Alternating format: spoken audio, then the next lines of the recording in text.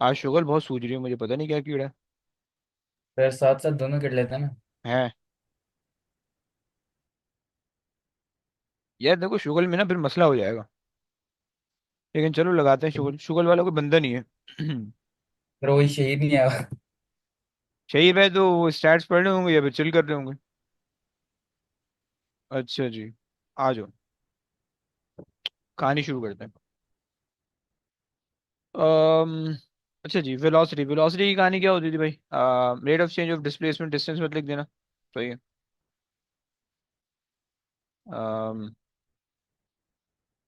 Rate of change of displacement, okay. चलो जी, आ जाओ, कौन कोई है, कोई इंटरेस्टेड है इस क्वेश्चन में करवाने के लिए, या फिर इब्राहिम, या फिर युसरा। युसरा काइनेमेटिक्स हो जाती जी सर, हो जाती है। है अच्छा जी। Anyone interested in this question? जी किसी को सर, मैं लगता है करता हूँ। किसी का, हाँ कर लो, आ जाओ। A rock of mass 7.5 kg is projected vertically upwards from the surface of a planet. The rock leaves the surface of the planet with a speed of 4 meters per second at time t equals to 0. The variation with time t of the velocity v of the rock is shown in figure 1.1. Assume that the planet does not have an atmosphere, that the viscous force acting on the rock is always zero. Determine the height of the rock above the अबे surface of the रोक, planet. अबे रोक रोक, इतना आगे जा रहा है, मेरे से भी आगे भाग रहा है, कैसे पता चल रहा है? पेपर निकाल के बैठा हुआ है क्या? पहले तो ये बताओ कि इसका ग्रेडियंट क्या बताएगा और इसका एरिया क्या बताएगा। सर ग्रेडियंट हो जाएगा एक्सेलरेशन, एरिया हो जाएगी डिस्प्लेसमेंट। एक्सेलरेशन आ गई और डिस्प्लेसमेंट आ गई, सही है। चलो जी, आगे आ जाओ भाई। Assume that the planet does not have have an atmosphere and that the viscous force acting on the rock is always zero. Determine the height of the rock above the surface of the planet at time t equals to 4 seconds. Okay, 4 seconds आ रहा है भाई, and पे आ रहा है। उसने कहा हुआ है कि भाई determine the height of the rock above the surface of the planet, okay. क्या होगा भाई? तो सर दोनों वो हम एरिया, दोनों एरिया को दोनों निकाल के माइनस कर रहे हो, ऐसा सोच रहे हो? जी। अच्छा, चलो। तो तुम्हें बेसिकली कॉन्सेप्ट इतना सेंस होना चाहिए कि बेसिकली जब आपने बॉल को यहाँ से हिट किया है, बॉल को यहाँ से थ्रो किया है, सही है, ऑब्जेक्ट को, तो वो इतना ऊपर गया है एंड देन उसने यू टर्न लिया है, सही है। एंड देन वो यू टर्न लेने के बाद यहाँ तक कहीं आ गया, लेट से, सही है, इधर तक कहीं आ गया, सही है। और वो अभी इधर है, सही है। सो अब क्या हो रहा है कि आपने ये वाला डिस्टेंस निकालना है, यस, सही है। अब ये स्टार्ट आपने किया है 4 मीटर पर सेकेंड से, सही है। मैक्सिमम हाइट पे आप हो जीरो पे, सही है। और एंड आपने किया है -2.4 पे, -2.4 पे, ओके। क्या आपके पास कहानी है, सही है। And you want this height, okay भाई, क्या कर लोगे? आपने कहा कि भाई area under the graph 3 number दे रहा है, सो बी केयरफुल। और तुम कह दोगे कि भाई सर अगर वो डिस्प्लेसमेंट कहते हैं तो हम दोनों को सब्ट्रैक्ट करते हैं। अभी भी सब्ट्रैक्ट ही करना है, डिस्प्लेसमेंट ही निकालनी है भाई। आई मीन सॉरी, अगर डिस्प्लेसमेंट करते हैं तो हम दोनों को ऐड करते हैं। अबे नई ना, डिस्टेंस के में ऐड करते हैं ना। अभी हम डिस्प्लेसमेंट ही निकालने हैं भैया। Okay okay okay. So height is equals to area, area till कितना सेकेंड है, 2.5 second, till T equals to 2.5 second minus area till T equals to T from 2.5 second to 5 seconds, 4 second, sorry. अच्छा जी, so तुम्हारे पास आ गई कहानी। So 1/2 into base which is 4 into height which is 2.5, minus 1/2 into 1.5 and into 2.5, okay, sorry no, 2.4। कितना आता है भाई? यहाँ से आ जाएगा 5, यहाँ से आ जाएगा 1.2 इंटू 1.5, 3/2, थ्री फिर अपॉन हम टू हाँ नेगेटिव जी। क्यों नहीं दे रहे? क्या चीज़? वेलोसिटी नेगेटिव क्यों नहीं दे रहे हैं, -2.4? ये तो इसको यहाँ पे ले आओ, सही है। या तो फिर इसको ये रहने दो, दोनों चल जाएगा। दोनों एक ही चीज़ है। सेट है। समझ रहे नहीं समझ रहे? फिर वो प्लस नहीं हो जाएंगे अगर फॉर एग्जांपल हम माइनस तो वैसे भी आ रहा ही है ना। माइनस नहीं आना चाहिए ना, यहाँ पे प्लस होगा। अगर आप यहाँ पे माइनस नहीं लगा रहे हो, यहाँ पे जनरली प्लस होना चाहिए, सही है। अगर आप यहाँ पे प्लस लगा रहे हो तो आप जो है ना अंदर नेगेटिव लगाओगे। अगर आप अंदर नेगेटिव लगा रहे हो तो बाहर प्लस लगेगा, बस ये कॉन्सेप्ट। सही। देखो सीन ये है कि भाई आपके पास यहाँ से बॉल यूं जा रही है, सही है। आप इसका डिस्टेंस निकाल लो, इसका भी डिस्टेंस निकाल लो, okay. irrespective of their direction, ignoring their direction, okay, and then consider the direction, okay। तो आपको पता चल जाएगा कि भाई ऐड कब करना है, सब्ट्रैक्ट कब करना है, ओके। तो इसी वजह से मैंने यहाँ पे इसकी डायरेक्शन इग्नोर कर दी है, बट मुझे पता है कि ये जो है ना लाइक ये वाला जो काम है ये डाउनवर्ड, तुम कह रहे हो कि अपवर्ड जाने के लिए, सही है। और ये डाउनवर्ड आने के लिए, सही हो गया। सो अपवर्ड और डाउनवर्ड आने के लिए अब मुझे चूंकि अपवर्ड माइनस डाउनवर्ड करना है, क्योंकि डिफरेंस चाहिए मेरे को, राइट। तो इसलिए मैं सब्ट्रैक्ट कर रहा हूँ, सही है। और अगर तुम्हें पूरा डिस्टेंस चाहिए होता तो तुम अपवर्ड प्लस डाउनवर्ड कर लेते, समझ रहे हो ना। सो बस ये कॉन्सेप्ट है, इस वजह से मैंने यहाँ पे माइनस लगाया है। क्लियर हो गया। चलो। सर, हाँ जी, बोल भाई। आपने कहा था कि वो 2as वाला जो फॉर्मूला होता है, हाँ आपने कहा था ना कि वो भी ऐसा होता है कि वो डिस्प्लेसमेंट डायरेक्ट, हाँ जी, हाँ जी, वो इधर हम नहीं यूज कर सकते। कर सकते हो। अगर वो यहाँ पे यूज करोगे सो यहाँ पे हो जाए, ओके। अगर आप यूज करोगे so S is equal to U T plus half A T square, okay. So लेकिन उसके लिए फिर ग्रेडियंट निकालना पड़ेगा अलग से, सही है। और फिर उस और ग्रेडियंट से एक्सेलरेशन एक्सेलरेशन। आएगी, एक्सेलरेशन ग्रेडियंट से आएगी, सही है। और फिर उसको आप यूज करोगे तो लंबी हो जाएगी कहानी, समझ पा रहे हो आप। जी जी सर। सही है। तो ये कहानी है। अच्छा जी। ऐसे बाय द वे ये आपके पास बन रहा होगा, 1/2 होता है, 5/6/5, 6/5, ओके। सो टू वन जो टू, टू थ्री था, इंटू एंड वन। कितना, 3.2। 3.2, फाइन। चलो जी आगे चलते हैं। आंसर देख के 3.2 आया, बढ़िया। आगे आ जाओ भाई, कौन रीड कर रहा Determine the change in momentum of the rock from time t equals to 0 to time t। T = 4, okay fine. क्या करोगे भाई। फिर M U minus M U कर देंगे, वो मास दिया हुआ उन्होंने। ओके। मास मेरे को क्यों नहीं दिख रहा, 7.5 okay. So change in momentum MV - U। Sir ये चेंज इन मोमेंटम का हम भी ऐसे एग्जाम में अपने ऐसे लिख सकते हैं ना, डेल्टा पी जो है, या हमें चेंज इन मोमेंटम पूरा लिखना है। लिख सकते हो, कोई मसला नहीं है। सही है। और क्योंकि लेकिन स्मॉल ई के साथ, स्मॉल पी के साथ लिखना, सही है। क्योंकि वर्ल्ड वाइड जो मोमेंटम है वो स्मॉल पी से रेफर होता है, सही है। सो अगर आप कोई ऐसा लेटर यूज कर रहे हो जो कि इंटरनेशनली रिकग्नाइज्ड है, या कोई ऐसा सिंबल यूज कर रहे हो, so you don't have to mention कि इसका सिंबल का क्या मतलब है, राइट।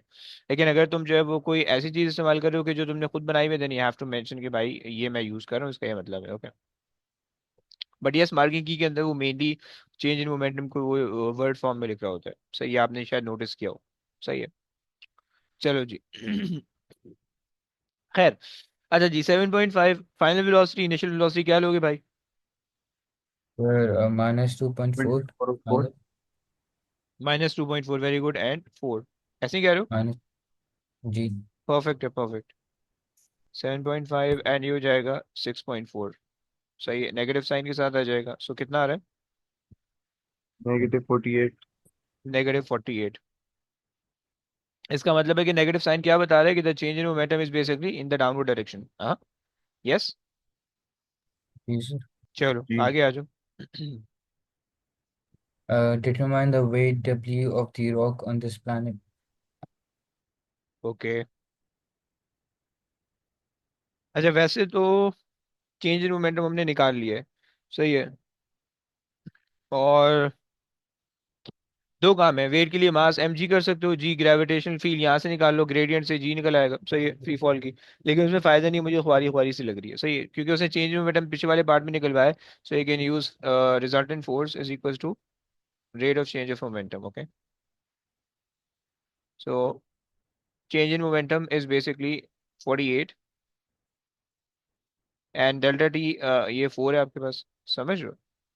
सो आपके पास आ जाएगा 12, राइट?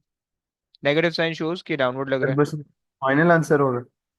हाँ, क्यों? इससे रिजल्टेंट फोर्स नहीं निकलती? तो इस पे और कोई फोर्स ही लग रही ना, कोई एटमॉस्फेयर है नहीं, इस पे सिर्फ वेट की वजह से मोशन हो रहा है, देखो, ना कोई विस्कस ओके है ना कोई फोर्स है, नथिंग। ठीक है सर। अच्छा जी, आ जाओ भाई, आगे आ जाओ। In practice, the planet in B does does have an atmosphere that causes a viscous force to act on the moving rock. State and explain the variation, if any, in the resultant force acting on the rock as it moves vertically upwards. अच्छा जी,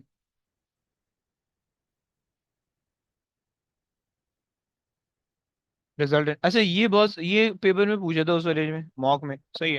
ये तुम लोग ने इतने मजे का नहीं लिखा था, लेकिन उसे थोड़ी सी हिंट हिंट मेंशन की थी, लेकिन तुम लोग थोड़ा सा रट्टे पे जा रहे थे।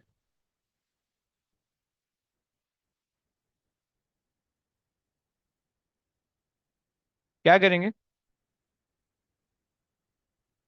डिक्रीज हो जाती है ना रिजल्टेंट फोर्स। रिजल्टेंट फोर्स क्यों डिक्रीज हो जाएगी भाई? देखो ना, उसने कहा कि have the there viscous force basically आपके पास जो है ना ड्रैग होता है, सही है, बैकवर्ड लग रही होती है, सही है। So as it move vertically upward, okay, जब वो वर्टिकली अपवर्ड जा रहा होगा तो वेट तो उस पे लग रहा होगा डाउनवर्ड, ओके, मोशन चूंकि अपवर्ड है, सही है, तो ड्रैग भी लग रहा होगा डाउनवर्ड, ओके। तो आपके पास जो रिजल्टेंट फोर्स होगी, है जो रिजल्टेंट फोर्स होगी वो ग्रेटर होगी, सो जो डिसेलेरेशन होगी वो भी ग्रेटर होगी, राइट? सो उसकी वजह से जो है ना वो आपके पास, अच्छा लेकिन हम ड्रैग को हम फिक्स तो नहीं ले सकते क्योंकि वो स्पीड की वजह से चेंज हो रही है। अच्छा, तो हम इससे उल्टा रिलेट करते हैं, उल्टा रिलेट करते हैं, हम ये कहते हैं कि भाई since the velocity is decreasing, right, velocity as it move up, so velocity decreases, okay, as the velocity decreases तुम कह सकते हो कि तुम्हारे पास जो ड्रैग है, drag force also decreases, right, क्योंकि वेलोसिटी कम हो रही है, और उसकी वजह से जो रिजल्टेंट फोर्स होगी दैट विल आल्सो डिक्रीज, क्योंकि वेट कांस्टेंट है, ड्रैग फोर्स डिक्रीज हो रही है, सो रिजल्टेंट फोर्स डिक्रीज होगी, तो आप कह सकते हो कि भाई आपके पास, अच्छा हमें रिजल्टेंट फोर्स की टर्म में लिखना है बस, सही है। सो लिख लेते हैं भाई। सर हम ये भी कह सकते हैं ना, क्योंकि हाईएस्ट पॉइंट पे वेलोसिटी जीरो हो जाती है, तो रिजल्टेंट फोर्स वहां से भी zero. Resultant force although zero नहीं होगी उस पॉइंट पे, क्योंकि आपके पास जो है वो एक्सेलरेशन उस पॉइंट पे 9.81 नहीं, जो भी उसकी ग्रेविटी होगी वो होगी, राइट, और रिजल्टेंट फोर्स सिर्फ वेट की वजह से होगी उस पॉइंट पे, राइट, सही हो गया। फिर सो resultant force डिक्रीज हो रही है क्योंकि ड्रैग फोर्स डिक्रीज हो रही है। देखो, रिजल्टेंट का जो फॉर्मूला तुम लिखोगे ना, एफ रिजल्टेंट, सही है, वो तुम्हारे पास बनेगा वेट, और चूंकि वो ऊपर जा रहे हो सो वेट भी अपोज कर रहा है, माइनस ड्रैग, ड्रैग भी अपोज कर रहा है, राइट। वेट वाला जो फैक्टर है that is constant, drag is decreasing, okay, drag is decreasing, right, from its maximum value to zero, okay। So जब आप starting point पे होगे, so the moment you are launching the system, सही, उस वक्त जो होगा ये होगा माइनस डब्ल्यू माइनस ड्रैग की मैक्सिमम वैल्यू, ओके। और जब तुम हाईएस्ट पॉइंट पे होगे, सही है, हाइट पे होगे या मैक्स हाइट पे होगे, सही है, तो तुम्हारे पास क्या होगा, माइनस डब्ल्यू, ड्रैग फोर्स हो जाएगा zero, and that's it, okay. So launching position पे जो आपके पास रिजल्टेंट फोर्स होगी that would be greater, and maximum height पे चूंकि ड्रैग फोर्स जीरो है तो उस वजह से आपके पास ये जीरो हो जाएगा, क्लियर भाई, समझ रहे हैं?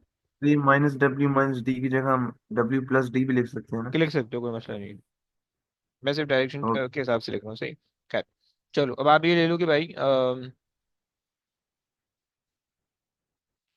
अच्छा जी, हम ये कह रहे थे कि भाई द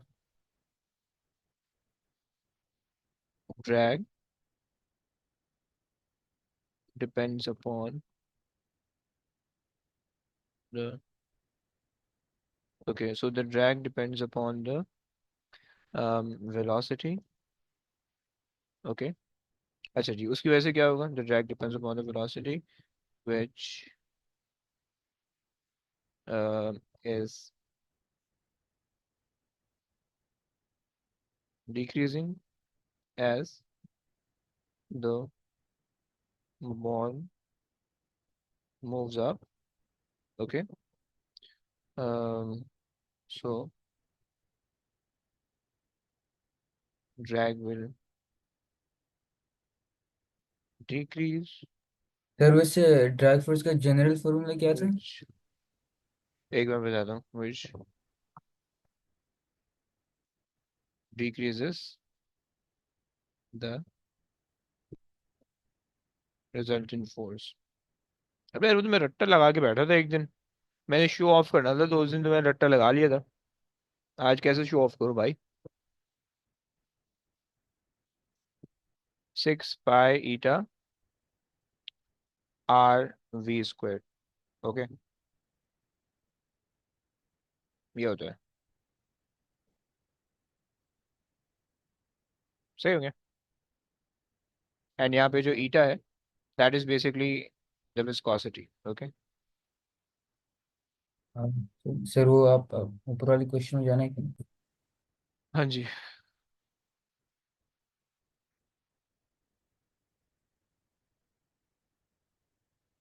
ओके।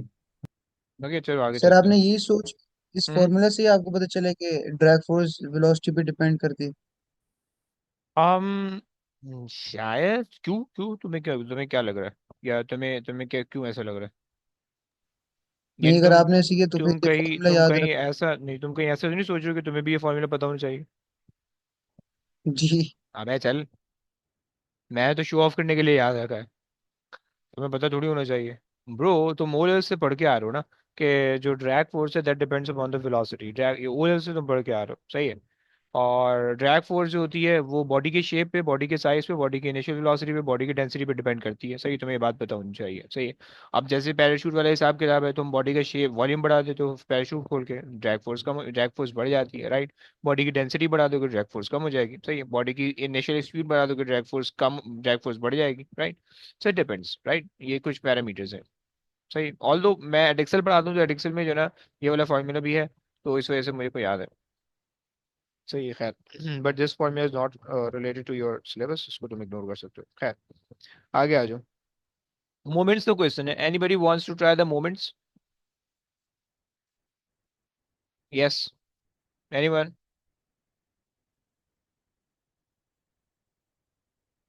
एनीवन? अबे कोई तो आओ, जिसको आता है वो नहीं, जिसको नहीं आता, जिसको लग रहा है वीक है वो प्लीज बोले। Sir, I'll do it. Yup. Okay okay, please try. State what is meant by the center of gravity of an object. अच्छा, इसके लिए तो जल्दी जल्दी ये काम करो, जल्दी जल्दी कमेंट सेक्शन में आओ, जरा इसकी डेफिनेशन लिख दो प्लीज मुझे। मुझे तुम लोग की डेफिनेशन में भरोसा नहीं है इसका। रुवायत आप भी लिख दो यहाँ पे। Still please keep in mind gravity बोला है, मास नहीं बोला हुआ।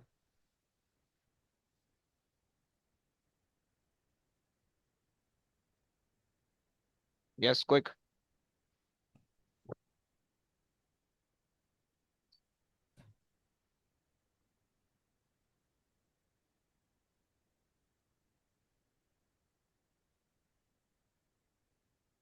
Point where the weight act on the bro, come on, still writing an incorrect definition.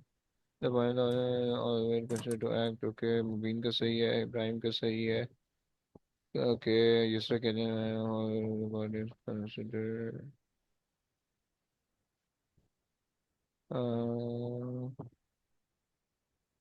High high. और कौन है, और भी कोई बचा है? दूसरा वाला इब्राहिम। और ये वो क्यों नहीं आ रहा, ये क्या नाम है यार, ये अल्ताफ भाई वाला कौन था? राफे। राफे क्यों नहीं आ रहा? Anyone knows about? किसी की मुलाकात है? भाई ये देखो, बल्कि ये भी नहीं, देखो पहले यहाँ पे दिखा दो। अबे यार ये क्या बदतमीजी है यार। अच्छा जी, 21 कर रहे हैं, क्वेश्चन नंबर 2। लोग, a significant number of candidates did not give a precise definition. Many candidates refer to the mass or gravity instead of weight. Okay, रुबायत, सुन रहे हो ना रुबायत? अपनी डेफिनेशन प्लीज चेक करना Yes, sir. कि अ, टेक इन टू की जगह considered भी लिख सकते हैं ना। हाँ जी, टेक इन टू कंसिडर और सीम्स टू, ये सब एक ही जैसा पॉइंट है। Other stated that the centre of gravity is a point where all the weight of the object acts. This is an incorrect sentence. Okay, it is rather than is taken to act. Okay, okay. Why is that clear? This is a problem. Okay, many thought that the whole weight of the object is concentrated at this point. Okay, Yusra सुन रही है ना बेटा? Which is not correct. जी Okay, जी sir. सही है, आपने ये डेफिनेशन लिखी है, and it's not supposed, it's not correct. Okay, okay चलो। अब देखो एक नंबर है, बेकार के कटने हैं तुम्हारे, ये कटने नहीं चाहिए। ओके, सो तुम लिखोगे कि भाई a point in the body where all the weight is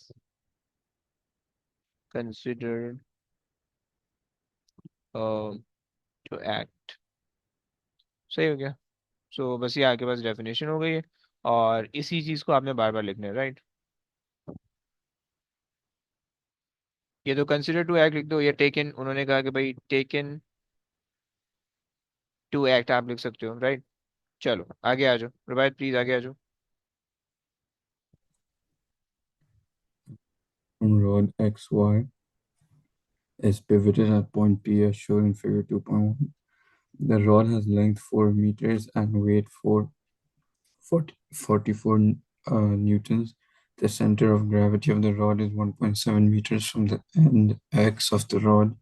Point P is 1.1 meter from end X. A sphere hangs by a wire from end Y of the rod. The weight of the sphere is 3 newtons. The weight of the wire is negligible. सलाम रहमतुल्लाहि व बरकातहू। क्या रे भाई, कैसे है? ठीक आप सुनाए। मजे में भाई, बेहतरीन। अच्छा जी। क्या क्या चल रहा है सर? कुछ नहीं यार, बस चिल कर रहे हैं। मेरे बगैर। तुम मेरी क्या बच्ची लगे हो? मैं तुम्हारे बगैर क्यों नहीं चिल कर सकता? अच्छा ओके फाइन, छोड़ो छोड़ो। ओके ओके, आ जाओ भाई, वापसी आ जाओ। भाई ये क्या कर रहे हो? By taking moment about P calculate the force F. Okay, yes Rubaid, क्या कह रहा है भाई, बोल। सर नॉन यूनिफॉर्म और यूनिफॉर्म के बीच में फर्क क्या था? ब्रो, इन्होंने यहाँ पे नॉन यूनिफॉर्म लिखा हुआ है, so non uniform means the centre of mass doesn't act from the centre, और the centre of weight doesn't act from the centre. मतलब like if the rod is of 4 metre long, right, so the weight of the rod will not act from exactly 2 meters, right? ऐसा नहीं होने वाला है, मतलब exactly centre से नहीं act करेगा, बल्कि इधर उधर से आगे पीछे से एक्ट करेगा। समझ रहे हैं ना? जी सर। ओके जी, आ जाओ भाई। Yes रुबायत। So So force into distance. okay, so the distance for the force F is given. The distance, what is the distance for the 44 Newton force, and what is the distance for the force of the weight of the sphere?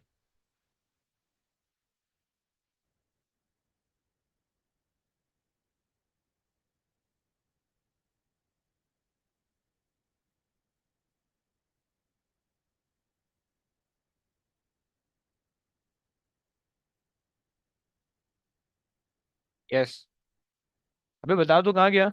For sphere is 2.9. Okay, so आप ये कह रहे हो, okay, this one would be how much, and this one you say that's 2.9, which mean okay, 2.9, okay, and this one would be 0.6, I think 0.6, yes, Yes. okay, good हो गया। 1.7 वाला कौन है बे? ओए, सैनबन। अच्छा जी, चलो आगे आ जाओ। So by taking the moment about point B, okay, so मैं पता है कि भाई sum of the clockwise moment should be equal to the sum of anti-clockwise moment. Okay. So the clockwise moment is 3 है 3 into 2.9. Okay. 3 into 2.9. Okay. Plus 44 into 0.6. 44 into 0.6 equals to f into 1.1. 1.1. Okay. Just divide कर दो. 31.9, एक second. 32. 32. Yeah. 32. Okay. 32. Fine. आ जाओ भाई. आगे आ जाइए please. Calculate the force exerted on the rod by the pivot. Okay. Question समझ में आए ऊपर से क्या? So we add the forces. Okay. Which forces? All of them? Yes. Any reason for that? Or you're just guessing? Sir, Uh-huh. it's all we have to add the forces. It's all the forces acting downwards. Should be equal to all the forces acting upward. No, bro, it is in equilibrium. So this is the reason. Okay. But Getting? clockwise minus anti-clockwise. अबे चमार पड़ेगा ऐसा. Resultant force की बात कर रहे हैं. नहीं, ऐसा नहीं बोल सकते आप. समझ रहे हैं ना? देखो ना The आप. same. देखो आपको उसने इक्विलिब्रियम दिया हुआ है. इक्विलिब्रियम का मतलब ये है कि भाई आपके पास clockwise equals to anticlockwise आपने कर लिया, राइट. बट वो बोल रहा है कि अब रिजल्टेंट फोर्स का क्या होगा. So you know that there are three forces acting downward. There should be one upward force because कोई इसके अलावा अपवर्ड फोर्स है नहीं. So there should be one upward force that balances out all the three forces. Getting? Guys getting? समझा कि नहीं समझा? हाँ ना बोल भाई. Yes, sir. ये ओके. मैंने मैंने पता है किस तरीके से किया था। हम्म. 44 प्लस 3, क्योंकि वो क्लॉकवाइज है, उन हाँ. दोनों को ऐड किया तो दूसरे से सब्ट्रैक्ट कर दिया जो एफ हमने निकाला। लेकिन नहीं ना, वो तो गलत हो जाएगा. सर वो बता सकते हैं वो गलत क्यों है वो? अच्छा. चलो. तंग करते हैं, आओ. अच्छा तुम ऐसा कर रहे हो. देखो, आप मुझे एक बात बताओ कि आप इन दोनों को ऐड कर रहे हो और इसको सब्ट्रैक्ट कर रहे हो due to the fact that these two forces produces the clockwise moment and this producing the anticlockwise. Yes. जी। लेकिन प्रॉब्लम ये है कि this rule is only valid for the moments and not the forces, right. जब तक clockwise वाला moment होगा तब you can only add the two forces. Okay. But over here you are just adding the forces. Okay. And not the moments, right. और forces को add करने का क्या रूल होता है. That all the forces acting downward should be added. Okay. And it should be equated to all the forces acting upward. समझ रहे कि नहीं समझ रहे? जी जी सर, अब समझ। बस ये कॉन्सेप्ट है. ओके. सही हो गया. सो हमारे पास है 44 plus 3 plus 32. I think 44 plus 3 plus 32 कितना आता है भाई? 79। 79. 79. चलो गुड हो गया. आगे आ जाओ. यस भाई. Sphere B is now immersed in a liquid in a container as shown in figure 2.2. The density of the liquid is 1100. The upthrust acting on the sphere due to the liquid is 2.5 newtons. The magnitude of F is unchanged so that the horizontal rod is not in equilibrium. Use Archimedes' principle to determine the radius r of the sphere. हाँ जी. What you do? Sir,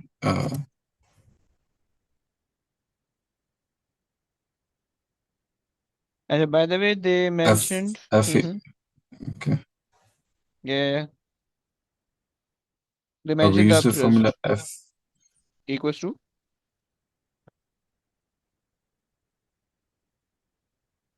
Quick, say it. OGV। Rho GV. Yes. Rho g v. Okay. And okay, so the force is given as 2.5, the rho is given as 1000, okay, and g is given as 9.81, okay, and this way you'll find out the volume, okay. So then you can equate the volume with the 4 over 3 pi r cube, okay, and multiply कर लो. R would be equals to 3 times V over 4 pi and whole thing cube root, okay.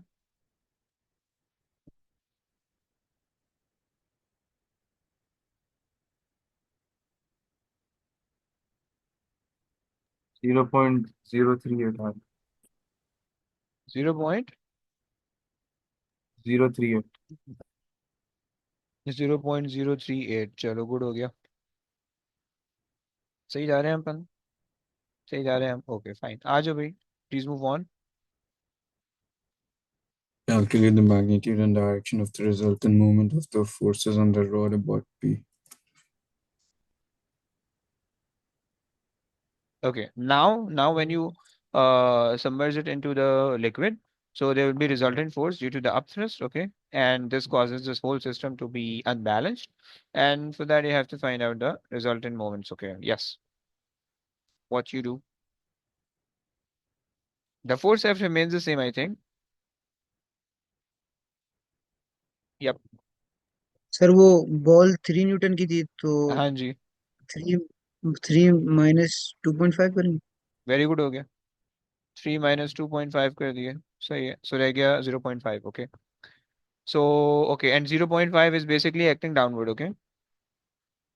So now you have फिर अगर हम mhm. अलग करें, जैसे 3 Newton का अलग moment निकाले, कर टू सकते हो, पॉइंट फाइव बिल्कुल कर सकते हो, बिल्कुल कर सकते हो, दोनों को ऐड कर दो, वो भी कर सकते हो, नो इश्यूज. सही है, बट ऐड उससे करेंगे सब. 3 न्यूटन को अगर आप अगर 3 न्यूटन का अलग निकालो, 22.5 का अलग निकालो, तो दोनों को सब्ट्रैक्ट करोगे.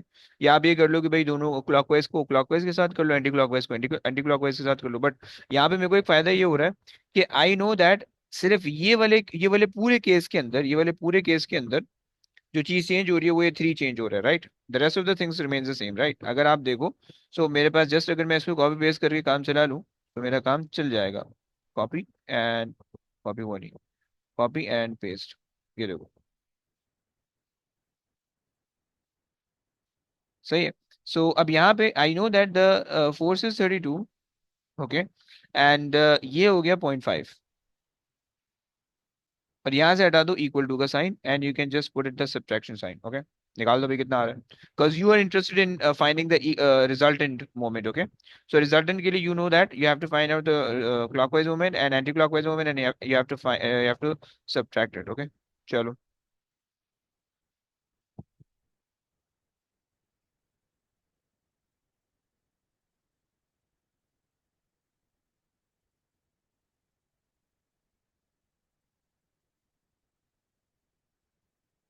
-7.35. -7.05. 3.5. 7.35. 35, ओके. ओके, आ जाओ भाई. सो 7.35, 7.35 को ऊपर कर दें, 4 को घुमा दें. सो 7.4 हो गया. डायरेक्शन बता दो भाई रिजल्टेंट की. Negative shows. डाउनवर्ड्स. अबे चमाट पड़ेगा, डाउनवर्ड मोमेंट है. सॉरी. हाँ, चरखा घुमाएगा क्लॉकवाइज में एंटी क्लॉकवाइज में. ये बड़ी आ रही है, सही है. समझ रहे हैं कि नहीं समझ रहे? Anti clockwise,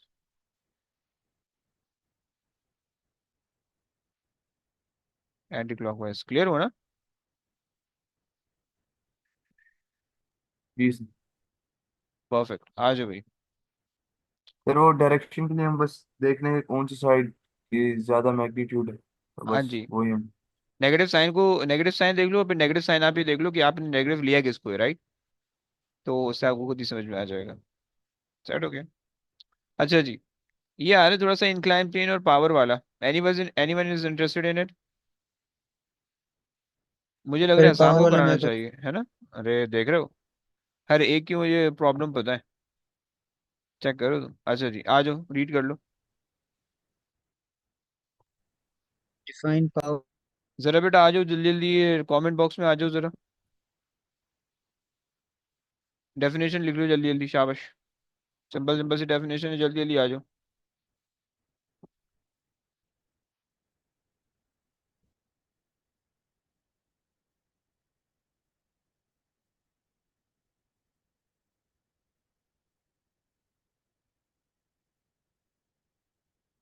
okay, rate of work done. Okay,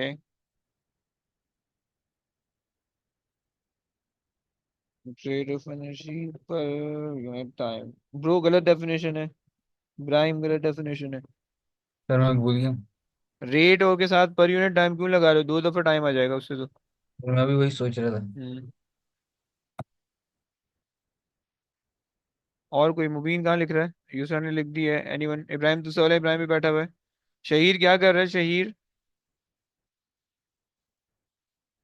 मैंने भेज दी। Okay, work done is not transferred, energy transfer होती है ब्रो। अच्छा, रेट ऑफ। सही है सही है, ये दूसरा इब्राहिम को मैं कह रहा हूँ कि the rate at which the work is done और energy is transferred. Okay, rate at which the work is done. Okay, सही है, एक एक लिख लोगे तो भी चल जाएगा। शहीर मुझे लग रहा है कि गायब है। कलमा पढ़ लो बेटा सारे एक दफा। अच्छा जी, चलो ओके, डन है, आ जाओ दिखा देते हैं। Work done per unit time है, देख लेते हैं एग्जामिनर क्या कह रहा है। एग्जामिनर तुमसे कह रहा है most candidate correctly define the power as work done per unit time. If definition is given in term of energy, it is important to refer the energy transferred per unit time. Okay, so those who just wrote energy per unit time is an incorrect definition. Okay, so and not just energy per unit time. Okay, a significant number of candidates stated that power is force time velocity. Although this is a correct mathematical relationship, it is not the definition of the power. अच्छा, तुम्हें कुछ चीजें पता होनी चाहिए। आज क्या दिन है ऐसा? वेंसडे। तुम्हें कुछ चीजें ये पता होनी चाहिए कि भाई तुम्हारे पास कुछ फॉर्मूलाज ऐसे हैं कि जिनसे वो क्वांटिटी डिफाइन नहीं होती, but they are the correct mathematical relation. Okay, यानी ये जैसे ये पावर का formula, it is basically the driven form of the power. Okay, मतलब ये जो वो है फॉर्मूला है, ये आपने ड्राइव करके लेके आया, राइट? सो इससे आप पावर को डिफाइन नहीं कर सकते हो, राइट? और इसी तरह से कोई भी ऐसा फॉर्मूला कि जिसके अंदर you use the derivations and you come up with a formula, सही है, तो वो किसी भी क्वांटिटी की या किसी भी चलो किसी भी क्वांटिटी की डेफिनेशन नहीं हो सकती। Okay, so definition should be in the simplified form, या आप कह सकते हो कि डेफिनेशन शुड बी क्या कहें उसको, लाइक जो फॉर्मूले के जो सबसे सिंप्लीफाइड फॉर्म होता है ना डेफिनेशन, उससे आप बना सकते हो, राइट? बस ये आपको याद रखना है। सही है, सो हम ये कह रहे हैं कि भाई it is a rate of work done और रेट ऑफ एनर्जी ट्रांसफर्ड। चलिए जी, आगे आ जाइए भाई, आगे आ जाए भाई। Force F takes time t to move an object through a displacement x at constant velocity v in the direction of the force. The work done by the force is W. Use the definition of power to show that the power P transferred by the force is given by P is equals to FV. क्या करेंगे भाई? Sir पहले तो वो कर देंगे power is equals to work done और change in time. Work done, okay, over change in time, सही हो गया। उस उसके बाद शो दैट है ना, तो फिर वो लिखेंगे work done is equals to, उन्होंने लिखा हुआ है डिस्प्लेसमेंट है तो F इंटू एक्स। अच्छा, एक्स लिखा हुआ है, हाँ। You have to be very careful with the notations they mentioned. Okay, so अच्छा डेल्टा टी मत लिखो, जस्ट टी लिख दो फिर। एंड उसके बाद आपके पास आ जाएगा, अच्छा वर्क डन को we should mention the work done with W. Okay, and then हम इसको रिप्लेस कर सकते हैं force times x, okay, over t, okay and फिर देन साइड पे x over t is equals to v. सही है, देन आपके पास आ फिर जाएगा power equals to force time velocity. Perfect हो गया भाई, तो सीख रहा है यार, वेरी गुड। अच्छा जी चलो आगे आ जाओ भाई, ये गंदी कहानी है। a block is pulled A block is pulled up a slope by a wire attached to a motor as shown in figure 3.1. The useful power output of the motor is 56 watts. The block has a weight of 430 Newton and travels with constant velocity along the slope at an angle of 11 to the horizontal. Assume that there are no resistive forces opposing the motion of the block. Calculate the tension T in the okay भाई, उसने constant velocity क्या रखा है, क्या मतलब वो constant velocity का? Yes. Zero acceleration. और रिजल्टेंट फोर्स जीरो है। और change in Resultant for kinetic energy के बारे में बोलो भाई। Change in kinetic energy is zero. Zero. zero. Perfect हो गया, परफेक्ट हो गया। अच्छा जी, क्या करेंगे भाई, ऐसा हम थोड़ा बताएगा प्लीज।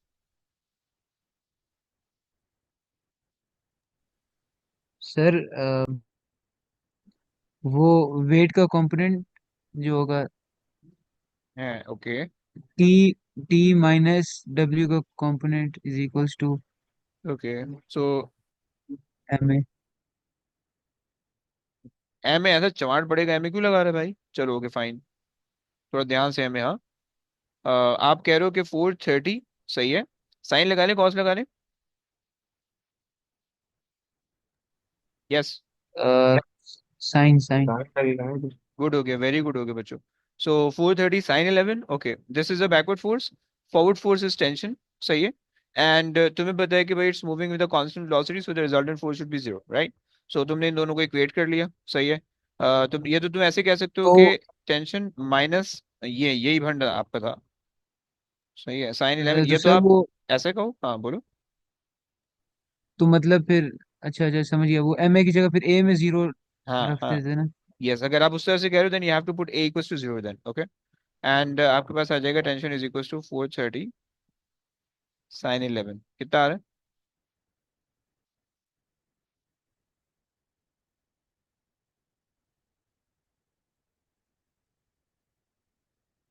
82। 82। परफेक्ट, आगे आ जाओ। Calculate the speed of the block. क्या करेंगे भाई, एक नंबर दे रहा है। वो power is equals to F V. Good हो गया। पावर कितनी दे रखी है, 430, नहीं नहीं सॉरी, फिफ्टी पावर दे सिक्स रखी है 56, ओके 56। और फोर्स कौन सी लोगे, बैकवर्ड फोर्स 430 साइन 11 वाली या फॉरवर्ड फोर्स टेंशन वाली? रिजल्टेंट फोर्स लेंगे। सेम ही है है दोनों। रिजल्टेंट तो जीरो होगी, अबे ओए, है नहीं, मैं कह रहा वो हूँ जो फोर फोर वेट थर्टी का लोगे। कंपोनेंट सेम ही है। नहीं ना, अरे यार पकड़ लिया तूने, ओके ब्रो, मतलब 430 में से या टेंशन में से कौन सी लोगे? टेंशन। टेंशन टेंशन लोगे, वाली। हाँ ओके। गुड गुड गुड, यानी 82 तुमने लेनी है, राइट।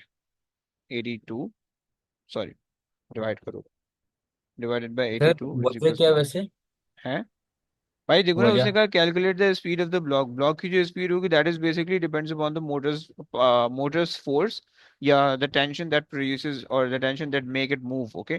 सही हो गया, और जो टेंशन है वो बेसिकली मोटर जनरेट कर रहा है, सो मोटर की कोई ना कोई पावर है, सो अगर पावर आप मोटर की यूज कर रहे हो तो फोर्स भी वो यूज करोगे जो कि मोटर अप्लाई कर रही है, और वो मोटर की जो फोर्स है वो टेंशन है, वेट का कंपोनेंट नहीं है। ओ सॉरी, वेट नहीं है only, okay. Although you can say weight का कंपोनेंट, बट वो अच्छा वर्ड नहीं है वेट का कंपोनेंट कहना, ओके। इक्विवेलेंट है, मैथमेटिकली सही है, बट फिजिक्स के हिसाब से थोड़ा सा इनकरेक्ट सेंस बनेगा, तो इस वजह से आप कहोगे कि टेंशन आपने लेनी है, समझ रहे हैं ना? निकाल दो तो भाई, जीरो कितनी आ पॉइंट रही है? सिक्स 0.60। आगे आ जाओ। सिक्स एट अच्छा 68 है।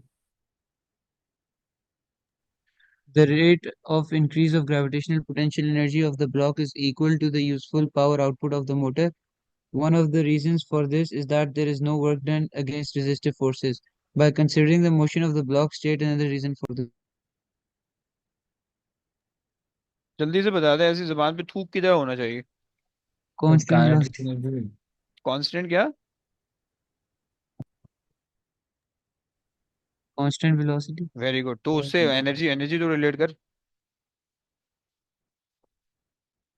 फिर हम ये लिख सकते हैं काइनेटिक कि एनर्जी, एक्सेलरेशन जीरो है।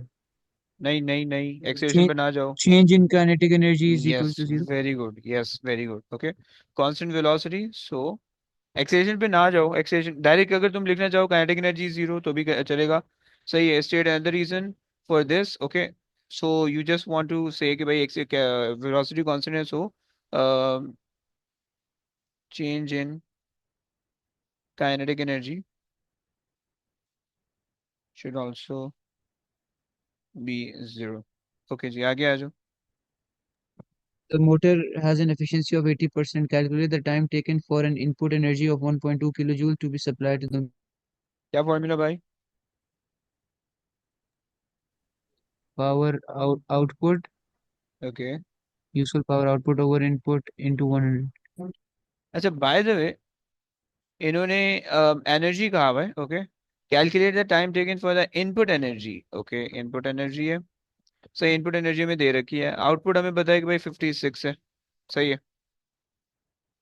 अच्छा जी, एफिशिएंसी इन्होंने भी दे रखी है 80%।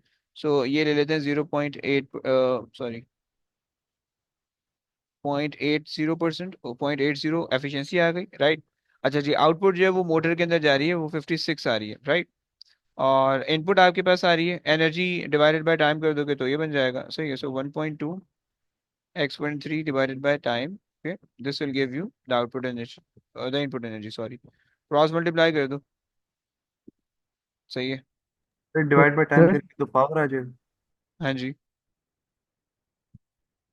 अगर हम सर लेकिन अगर वो हम्म। अगर वो क्या कहते हैं, एनर्जी की बात कर रहे हैं तो हम लोग को ये पावर को एनर्जी में चेंज करना चाहिए ना? तुम्हारी मर्जी है, तुम सारी चीज को देखो, उसने टाइम मांगा हुआ है, सही है। अब तुम टाइम पावर से निकाल लो, तुम टाइम एनर्जी से निकाल लो, फर्क नहीं पड़ना चाहिए उससे, फिजिक्स के हिसाब से, मैथ्स के हिसाब से कोई फर्क नहीं पड़ना चाहिए उससे, राइट। तो एक तो ये चीज हो गई, समझ रहे हो आप? तो मतलब मैं अगर 56/T करूँ तो वो भी सही होगा? 56/T? 56 × T sir, × T sir. हाँ, 56 अगर इंटू टी करो तो यस, उसमें कोई मसला नहीं होना चाहिए। ठीक है। क्योंकि बात वही है ना कि अगर आप इसको पलटी गिला के ऊपर ले जाओ तो ये 56 × T हो जाएगा, सही है, डिवाइडेड बाय ये नीचे ये रह जाएगा 1.2 एक्सपोनेंट 3 हो जाएगा, सही हो गया, समझ रहे हो आप? इक्वल्स टू 0.8, ठीक। ओके। फिर इसको इंसान बना दो।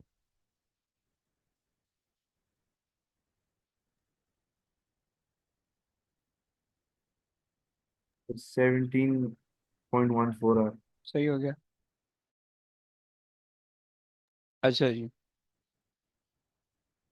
17 आ रहा है, आ गया, चलो। हो गया भाई, परफेक्ट हो गया। स्प्रिंग्स का क्वेश्चन आ रहा है, स्प्रिंग्स का क्वेश्चन कौन करेगा? एनीवन? आई थिंक शहीर को करना चाहिए। शहीर पता नहीं कहाँ जिंदा बैठा भी नहीं बैठा, वाला जाने। शहीर नहीं है, कुछ और से पूछते हैं। ये दूसरे वाले इब्राहिम से करवा लेते हैं। बेटा इब्राहिम, रीड कर लोगे तो?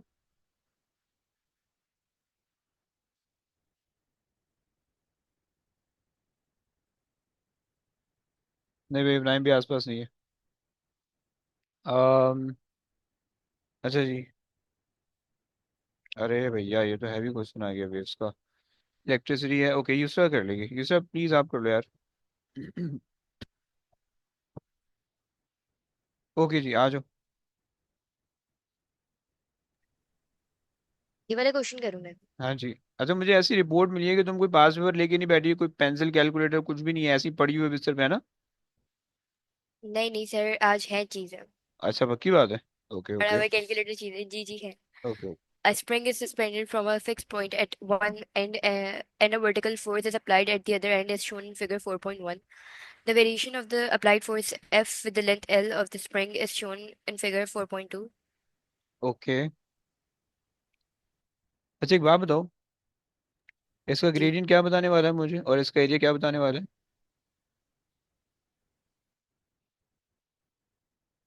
हाँ जी।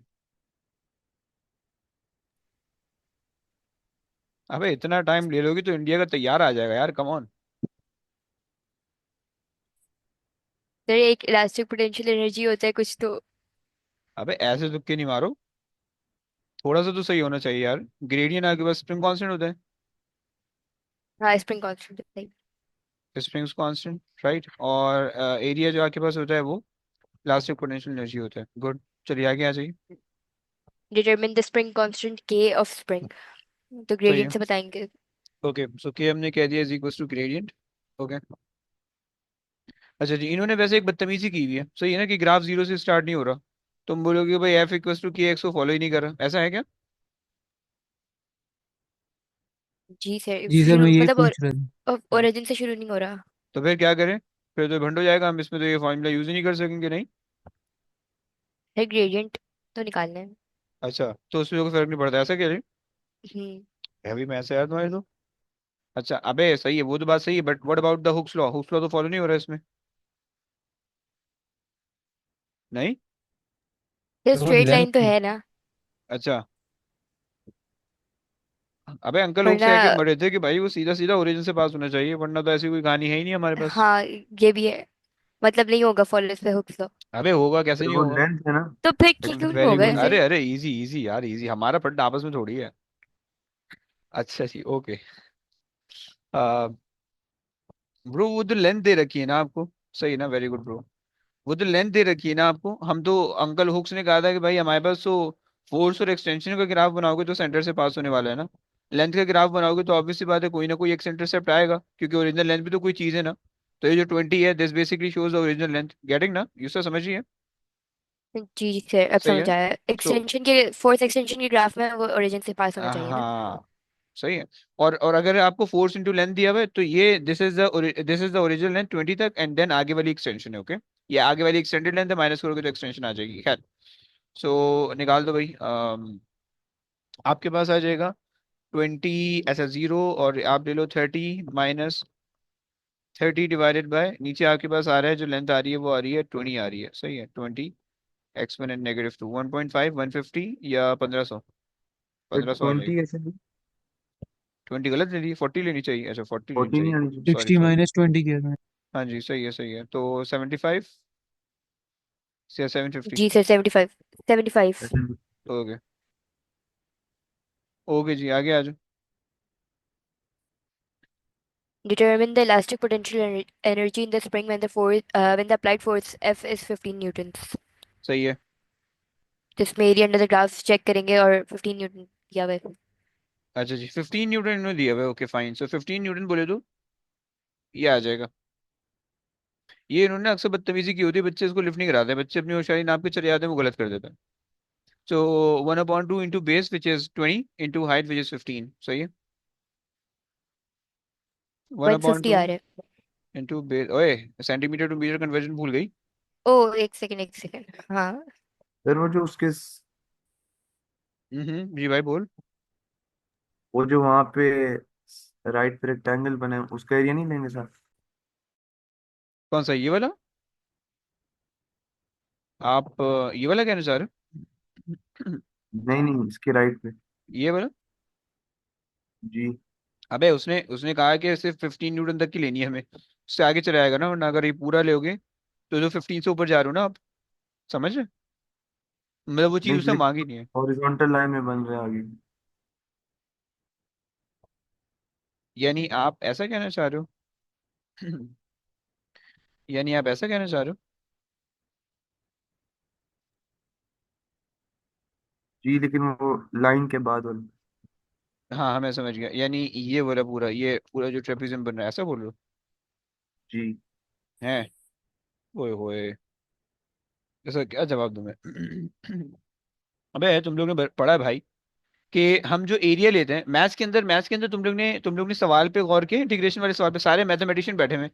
तुम लोग ने मैथ्स के इंटीग्रेशन वाले सवाल पे गौर किया, जब जहाँ पे वो एरिया बोलता है, क्या बोलता है एरिया के साथ, वर्ड क्या इस्तेमाल करते हैं? डर देख रहा। अबे चमाट पड़ेगा पता नहीं कहाँ से। मैथ्स मैथ्स जरूर बोलता है area enclosed by the curve and the x axis, remember sir this हम पढ़ते सेंटेंस। तो नहीं थे, डायरेक्ट इस लिमिट है स्टार ना, लिखा था। स्कैन करके भाई शबाड़ रहे इतने तुम लोग, कोई चीता चल लो।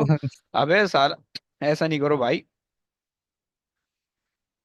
खैर, देखो याद रखो कि जब भी आप निकालते हो ना, जब भी आप एरिया निकालते हो, सो एरिया के लिए ना कंडीशन है, एरिया के लिए कंडीशन ये है कि area should be enclosed between the curve and the x axis, right. अब देखो अगर आप ये वाला ले रहे हो ना, अब अगर आप ये वाला ले रहे हो तो ये वाला इंक्लूजन नहीं है, यहाँ पे कोई चीज नहीं है, तो आपने लाइन बनाई ना अपनी तरफ से, सही, यहाँ पे कोई इंक्लूज नहीं है, राइट। लेकिन जब आप इस पॉइंट तक का ले रहे हो तो यहाँ पे कर्व खत्म हो गया, सही, यहाँ से आगे कोई कर्व नहीं है, सही है, and this is x axis, right. और उसने चूंकि आपको कहा हुआ है कि भाई 15 पे लोगे, सो 15 की कॉरेस्पॉन्डिंग ये लाइन आ रही है, राइट। सो बेसिकली 15 से आपको हेल्प हो गई कि आपने ये वाली लाइन बना ली, right. So this line is given in the question, the curve is mentioned in the question, and this x-axis is also mentioned in the question, and you have to find this area enclosed, this enclosed area, okay, समझ रहे भाई, याद रहेगा। जी। जैसे कि अगर जी। हम kinematics के ग्राफ बनाते हैं, काइनेमेटिक्स के ग्राफ में हम ये एक यहाँ से ये वाला एरिया लिया, यहाँ से ये वाला एरिया लिया, ऐसे ही करते हैं। रीजन क्या होता है, the area enclose by the curve and the x axis, ये लॉजिक है, सही। अब आप ये वाला एरिया नहीं ले लेते हो, राइट, वरना फिर वो तो इन्फिनिटी चला जाएगा, समझ रहे ना भाई। जी सर समझ। परफेक्ट, आ जाओ भाई। कितनी आ गई भाई, 7.5 इंटू 0.2 करोगे, 0.15. नहीं, zero one point point one five आ फाइव रही है, है, वन कुछ पॉइंट फाइव गलत आ हुआ। रही है, 1.5 है। 1.5, 1.5 आ रही है। Okay, 1.5 fine. अरे निबट गया, खत्म, शुरू होने से पहले खत्म हो गया, ओके। चलो जी, खैर हो गई, आगे आ जाओ, वो भी ये तुमने करना है। A horizontal string is stretched between two fixed points A and B. A vibrator is used to oscillate the strings and produce an observable stationary wave. बेटा ये अभी से At नोट one कर लो कि ये स्टेशनरी वेव है, इसमें कोई भी जो है ना प्रोग्रेसिव वेव वाली होशियारी नहीं नापनी है, ओके। सेट हो गया, आगे आ at जाओ। one instant, the moving string is straight as shown in figure 5.1. अच्छा जी, okay. The dots in the diagram represent the positions of the nodes on the string. Point P on the string is moving downwards. Point The P on wave the, on okay, hmm. the wave on the string has a speed of 35 meters per second and a period of 0.04 seconds. Explain how the stationary wave is formed on the string. हाँ जी। अच्छा, जो एक चीज तुमने याद रखनी है कि इस सिनेरियो के हिसाब से तुमने आंसर देना है, जरा जल्दी से कमेंट बॉक्स में आ जाओ, इस सिनेरियो के हिसाब से मुझे आंसर लिख के देना है, ओके। जरा जल्दी से आ जाओ। इस सिनेरियो में तुम्हें जो भी कहानी दी हुई है, एक स्टेशनरी वेव है, उसने रिफ्लेक्ट होके वापसी आना है, और वगैरह वगैरह, राइट। अच्छा जी, आ जाओ जरा, क्या लिखोगे, जल्दी जल्दी आ जाओ, कमेंट सेक्शन पे आ जाओ, और जरा कहानी लिख दो।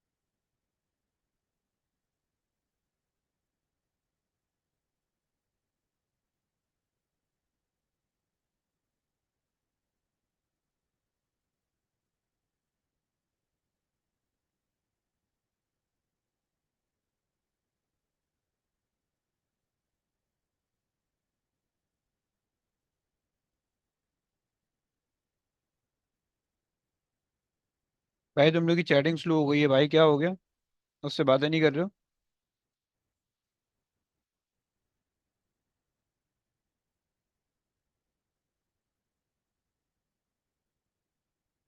अरे अरे, आ गया। अरे सबके एक साथ ही आ गया, अरे। The wave reflects from the point B and goes from the station wave coherent, coherency नहीं लिखते यार, चलो खैर है।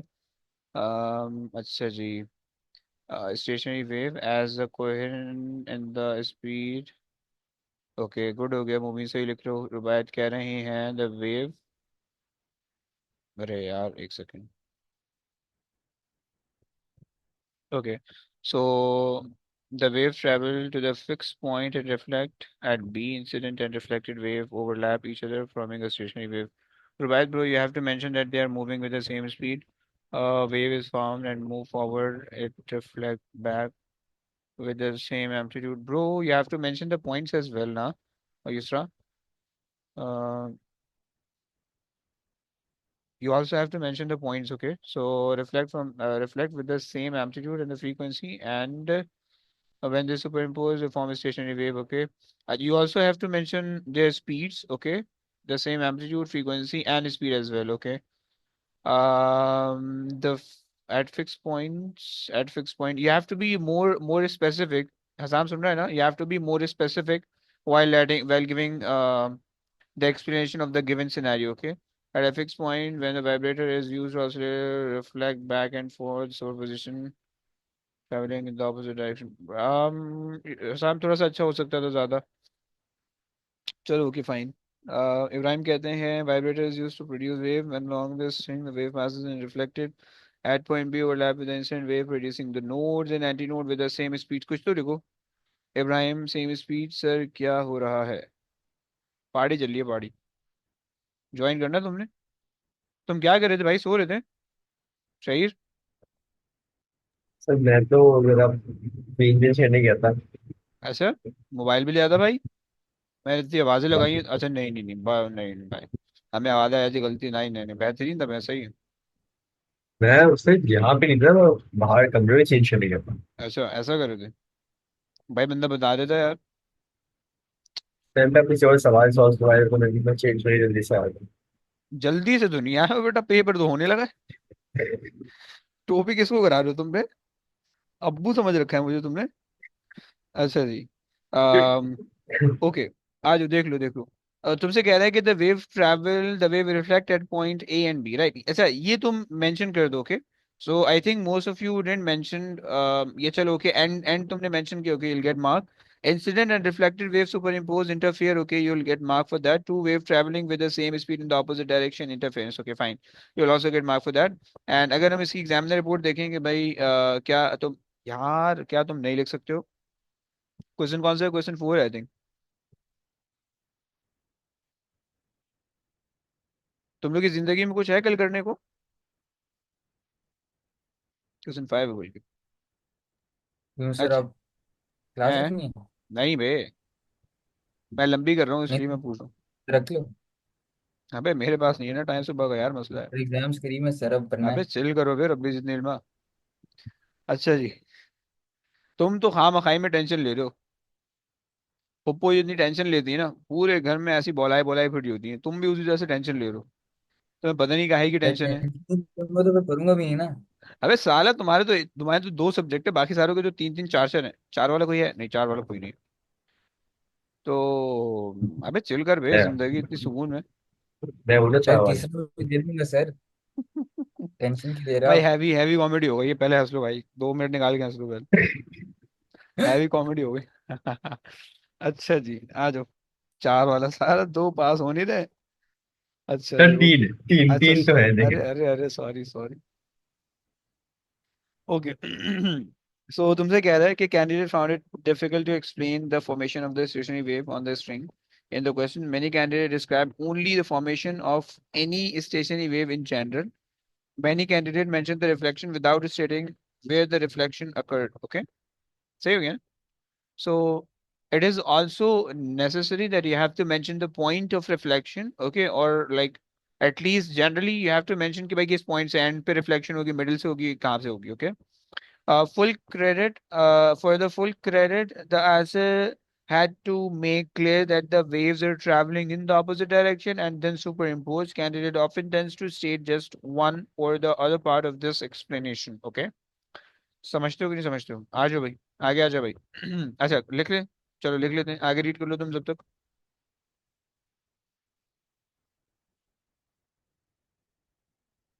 Yes.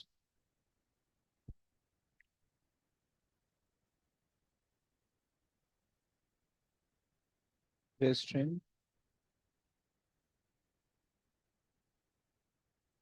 gets reflected from point B, okay, and reflected waves move in the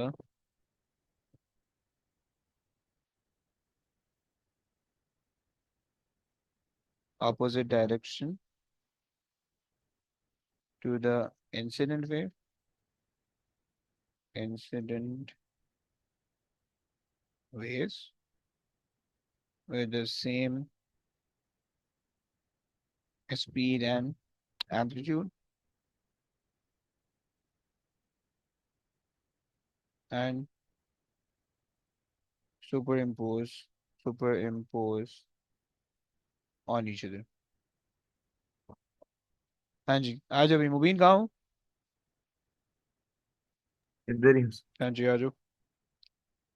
On figure 5.1, sketch a line to show a possible position of the string a quarter of cycle later than the position shown in the diagram. Okay,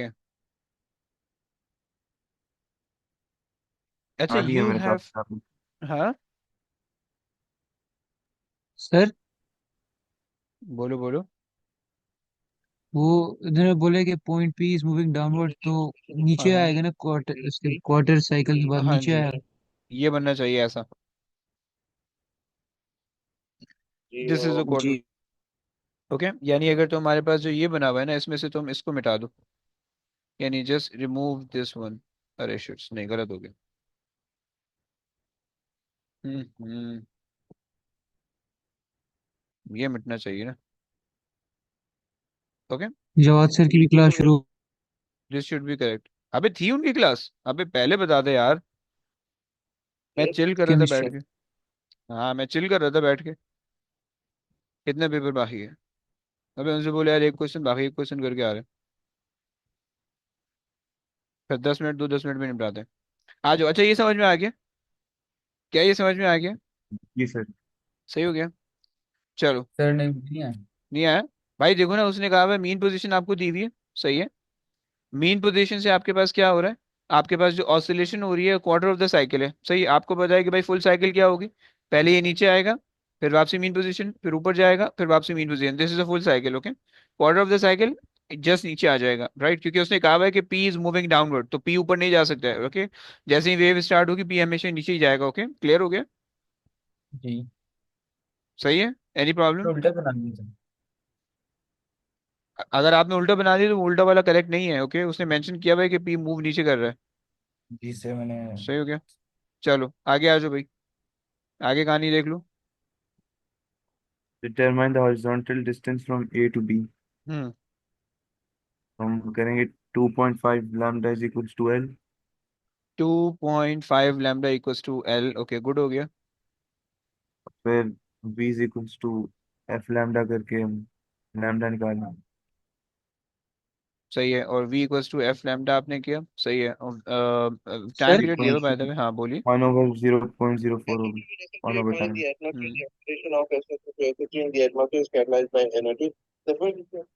अबे कुछ बोल रहा है क्या शाम, या कोई और किसी और को कुछ बोल रहा है? नहीं नहीं, आपको कह रहा हूँ सर, वो हम्म हम इससे ऐसे हम कर सकते हैं कि मतलब एक वेव का टाइम पीरियड 0.04 है, यहाँ पे 2.5 आ रही है, तो हम हम्म। टाइम को 0.04 से मल्टीप्लाई करें। बच्चा टाइम वो निकालना है ना? अच्छा, ओके ओके, बोलो बोलो, प्लीज बोलो। हाँ, और फिर speed is equals to distance over time से डिस्टेंस निकाल दें। हम्म। मेरा 3.5 आ रहा है 3.5 आ रहा है। 3.5 मेरा भी आंसर है, लेकिन इस मीटर। तरीके 3.5। सही है। अगर आप वो ले रहे हो, हाँ सही है, सही, कोई मसला नहीं है। जो आपके पास बेसिकली जो जो भी चीज़ आप इस्तेमाल करो ना, उससे बस ये वाला डिस्टेंस आपका आना चाहिए, राइट? और वो दोनों से आ रहा है। सही है। अगर आपने टाइम लिया है तो टाइम में भी आपने यहाँ तक आने का टाइम आपने लिया, राइट? बस वो कॉन्सेप्ट है। सही हो गया। मेथड सही है ना मतलब? हाँ जी। सो ये आपके पास आ गया 35 × 0.04। Okay, is equal to L. Okay, और एल आपके पास आ जाएगा 3.5। चलो आ गया जब भाई। particle on the string has zero displacement at time t is equals to 0. From time t is equals to 0 to time 0.06 seconds, the particle moves through a total distance of 72 millimeters. Calculate the amplitude of oscillation of the particle. I wish के आसान सा है, I wish कोई बहुत मुश्किल सा है। ये दो इसमें से है, मीडियम डिफिकल्टी नहीं है इस क्वेश्चन की। अगर तुमसे ये विजुअलाइज हो गया है, तुम्हारे लिए हलवा है। तुम 72 डिवाइड बाई 6 करोगे, हो जाएगा तुम्हारा। सही है। और अगर तुमसे ये विजुलाइज नहीं हुआ है तो ऐसे की तैसी हो जाएगी तुम्हारी। बल्कि 72 डिवाइड बाई 6 भी नहीं, ये हो जाएगा।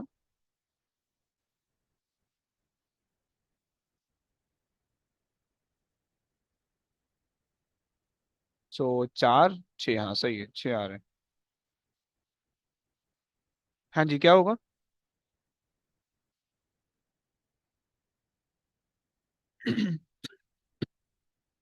आया भाई? किसी को समझ में आया? सर एक एनीवन? सेकंड देना, सर एक सेकंड देना। क्या कर रहा है? कहीं से आ रहा है, ये समझ रहा है? जी जी, वो कर रहा हूँ जी। एक मेथड। अच्छा। और कोई है? और किसी को समझ में आया है? So house 6. Sorry sorry, didn't get you. How is it 6? Okay, I explain, don't worry. I just want you guys to try your logics. Mubeen, आ रहा है कुछ? इब्राहिम, कुछ आ नहीं रहा है? सर। नहीं। असम, तुम क्या तिकड़म लगा रहे हो? एक मिनट। सर मैं वो देख रहा हूँ 0.06 पे वेव आ किधर रही है। अरे, कितने मतलब वो पूरे का ये फिर वहां मेरा से कर। भाई। देख रहे हो तुम, पॉलिटिशियन वाला फुल जरदारी के बाद अपना भाई है फिर तो। अच्छा जी, इब्राहिम तुम क्या कर रहे हो, इब्राहिम? फिर मैं सोच रहा हूँ। अरे यार, अच्छा। और एनीवन? युसरा, युसरा कोई इनपुट नहीं आ रहा क्लास में आपका? आई क्या है? नहीं नहीं सर, आपको नहीं सर, 0 पॉइंट समझ नहीं आ रहा, 0.06 की जगह आपने 6 लिखा है, कुछ अरे समझ नहीं यार, आ रहा। यही तो यही तो जीरो समझ। पॉइंट जीरो सिक्स पे तो वेव दोबारा हॉरिजॉन्टल नहीं हो जाएगी? है ना? यस। आओ समझते सर हैं, एक आओ बार समझ। वापस दिखाइएगा, हाँ सर एक बार पिक्चर दिखाइएगा वेव की फॉर्मेशन। ओके। और सर हमारे पास 35 टाइम है, तो हम इसको कन्वर्ट कर देते हैं मिली सेकेंड पर, और फिर वैसे करना है। हैं?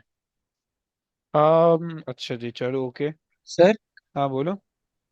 अगर मैं एक एम्पलीट्यूड को एक्स ले रहा हूँ और फिर जहाँ पे वो 0.6 पे आ रहा है, तो उतनी हम्म। दफा एक्स को ऐड करके मैं इक्वेट कर दूं 72 से, तो फिर मेरा आ जाएगा एक्स की वैल्यू।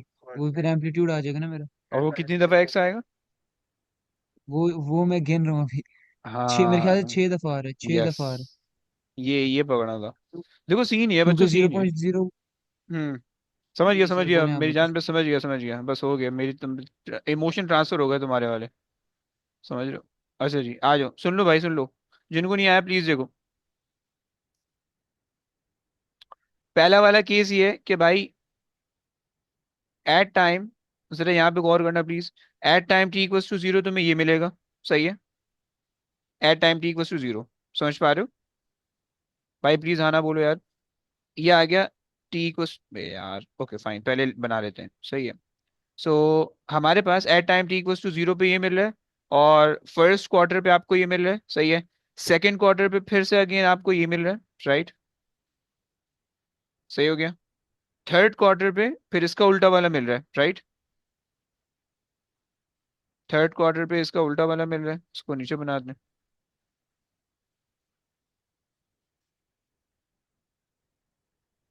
सॉरी, यहाँ से उठा के ये आ गया। सही है, थर्ड क्वार्टर पे ये आ रहा है।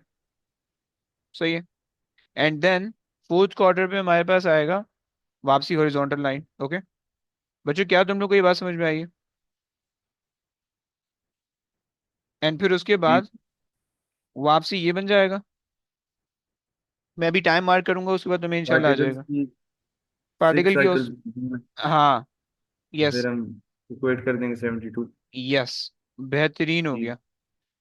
भाई स्टिल अभी तक किसको नहीं समझ में आया, प्लीज बोलना।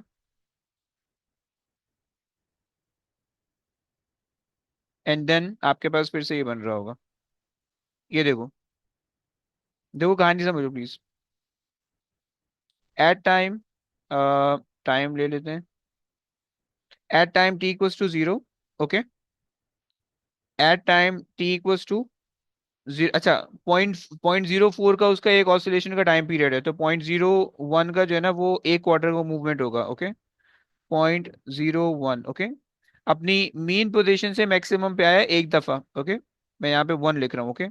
देन एट टाइम t = 0, सही है, वो ऊपर वाली पोजीशन से वो यहाँ से वापसी अपनी, मतलब पहले वो यहाँ पे था राइट, अब वो यहाँ से वापसी ऊपर आया राइट, ऊपर को आया, सही, मेन पोजीशन पे आ गया वापसी at time T equals to 0.2 पे राइट। पहली स्टेट ऐसी थी, पहली स्टेट ऐसी थी, दूसरी स्टेट ऐसी थी राइट। और यहां से ये वाला पॉइंट ऊपर मूव कर रहा है, ये नीचे मूव कर रहा है, ये ऊपर ये नीचे, एंड दिस मूव अप। सो ये एक हॉरिजॉन्टल लाइन बन रही है जो कि तुम्हें यहाँ पे दिख रही है, ओके। सो ये दूसरी दफा इतना डिस्टेंस मूव हो गया right, and this is the amplitude by the way, okay. Then तीसरी दफा this is at T equals to 0.03, और यहाँ पे अब आपको दिख रहा है मिनिमम से मैक्सिमम तक जा रहा है, ओके। सही हो गया, third time. And then maximum से वापसी जीरो को आ रहा है, this is the fourth time. Guys क्या तुम लोग को ये बात समझ में आ रही? Anyone anyone? मैं शायद बहुत लंबी कर रहा हूँ, उस वजह से शायद तुम्हें ना समझ में आए, बट प्लीज मुझे बताओ। एंड देन नहीं सर, पांचवी दफा ये देखिए, अपनी, क्या कह रहा है, आ रही सर। आ रही है, पांचवी दफा फिर मैं वापसी नीचे गया हूँ right, at time T equals to 0.05 पे राइट। एंड छठी दफा में मैं फिर 0.06 पे आया हूँ, नीचे से वापसी ऊपर आ गया राइट। तो बेसिकली मैंने एम्पलीट्यूड के इक्विवेलेंट डिस्टेंस 6 बारी कवर कर लिया है। मैंने क्या किया है, एम्पलीट्यूड के इक्विवेलेंट डिस्टेंस 6 बारी कवर कर लिया है, कितने टाइम में, 0.06 सेकंड के इंटरवल ऑफ टाइम में, समझ पा रहे हो? मैंने एम्पलीट्यूड के 6 बारी डिस्टेंस 0.06 सेकंड के अंदर मैंने कवर कर लिया, ओके। तो दैट इज वाई मैंने डिवाइड बाय 6 किया राइट, इस पूरे, क्योंकि उसने डिस्टेंस दिया हुआ था, टोटल डिस्टेंस दिया हुआ था राइट। और 6 दफा एम्पलीट्यूड ट्रेवल हो रहा है, तो एम्पलीट्यूड में आपने डिवाइड बाय 6 कर लिया राइट। या तुम इसको ऐसे भी सोच सकते थे, आसान तरीका, आसान मैथमेटिक्स। तुम्हें पता है कि भाई इतना टाइम गिवन है, सही है, तुमने डिवाइड किया, तुम्हारे पास आ, तुमने डिवाइड बाय ऑसिलेशन किया, तुम्हारे पास आ गया 1.5, ओके।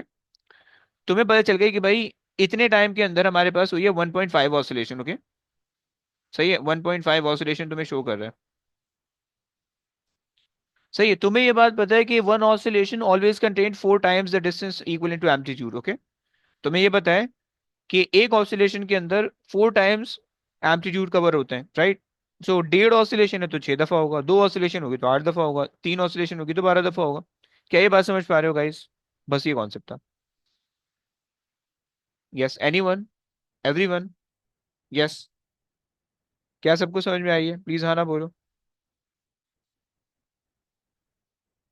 अगर कोई स्टिल है तो जी। बताओ। नहीं है, चलो last question. Anyone interested in Wait, sir, can electricity? you go? हाँ, what? Uh, can you what can I? can you explain the 0.06 over bro basically 0.0? look look look so one oscillation is equivalent to 0.04 right. So how many oscillation will be there, how many oscillation will be there, x number of oscillation will be there in 0.06 right. So I cross multiplied it and I got 1.5 number of 1.5 oscillation right, okay.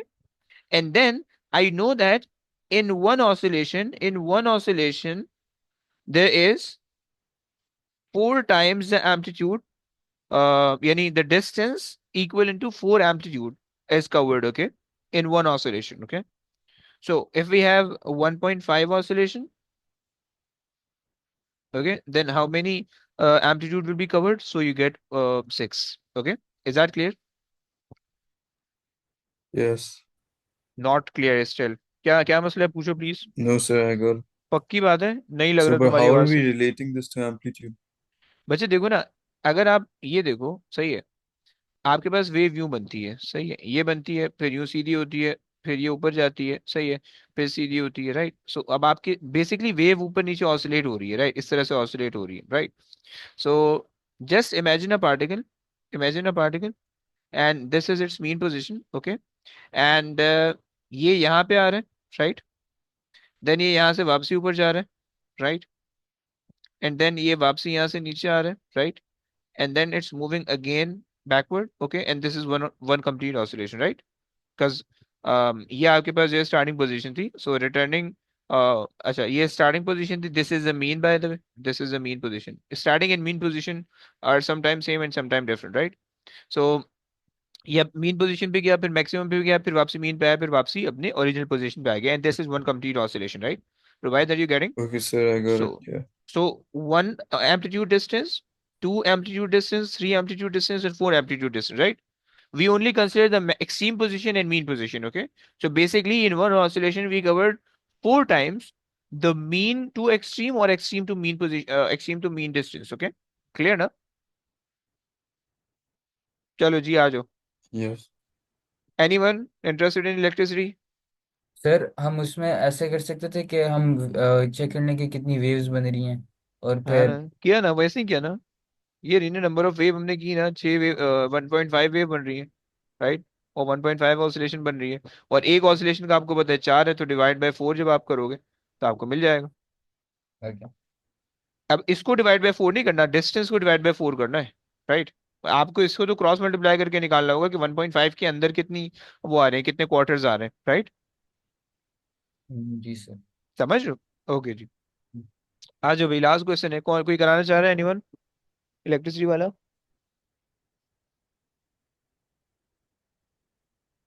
अगर कोई नहीं है then Yusra ने कराना है फिर. यूसरा आ जाओ, no one is interested. बेटा जल्दी जल्दी आ जाओ, किरचॉफ का फर्स्ट लॉ लिख दो कमेंट सेक्शन में. The state Kirchhoff first law. हम्म. जल्दी जल्दी आ जाओ, कमेंट सेक्शन पे आ जाओ.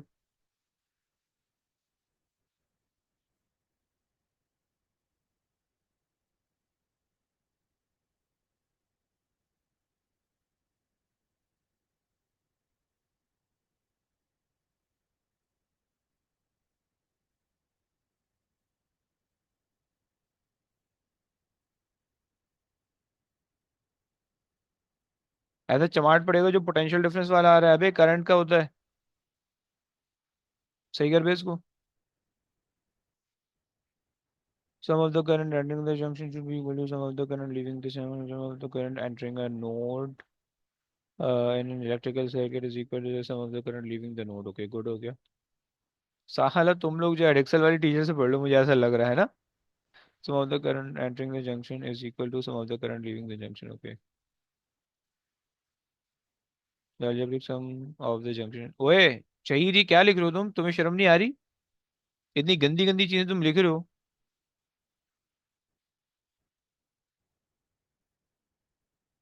हाँ. So flowing and should be equal to sum of the current flowing out. Flowing in and flowing out. Okay चलो, पता नहीं एक्सेप्ट करेगा नहीं करेगा, बट ओके फाइन. हम कहते हैं कि भाई sum of the current entering the junction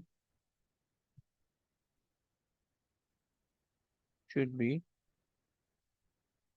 equal to. Sir वो हम ये नहीं लिख सकते sum of PD is equal to sum of EMF across.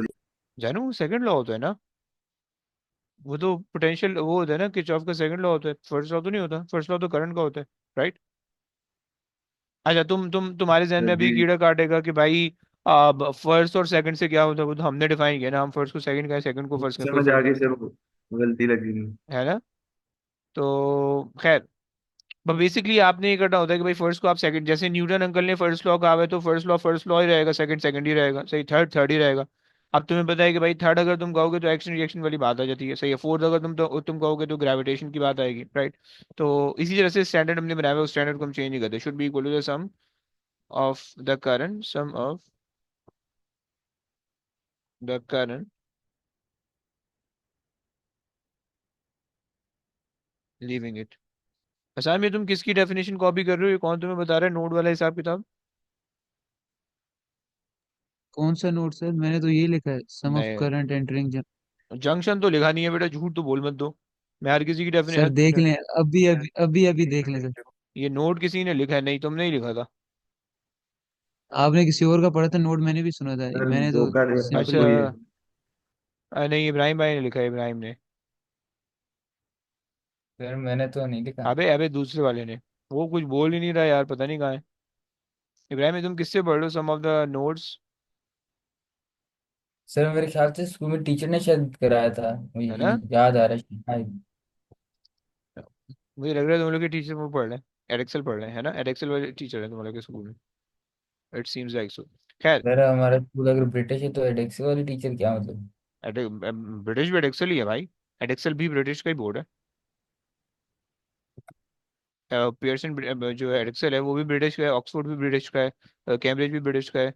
सही है, AQA भी ब्रिटिश, सब ब्रिटिश है भाई, कोई अमेरिकन थोड़ी है, आठ सर नौ इनमें बोर्ड्स हैं से ब्रिटिश। इंसानों वाला कौन सा है सर? इन चारों में से मतलब इंसानों से क्या मुराद है तुम्हारा? मतलब जो सही है इन तीनों में से? देखो, अगर तुम्हें पैसे बचाने ना, तो तुम कर लो एडेक्सल। सही है।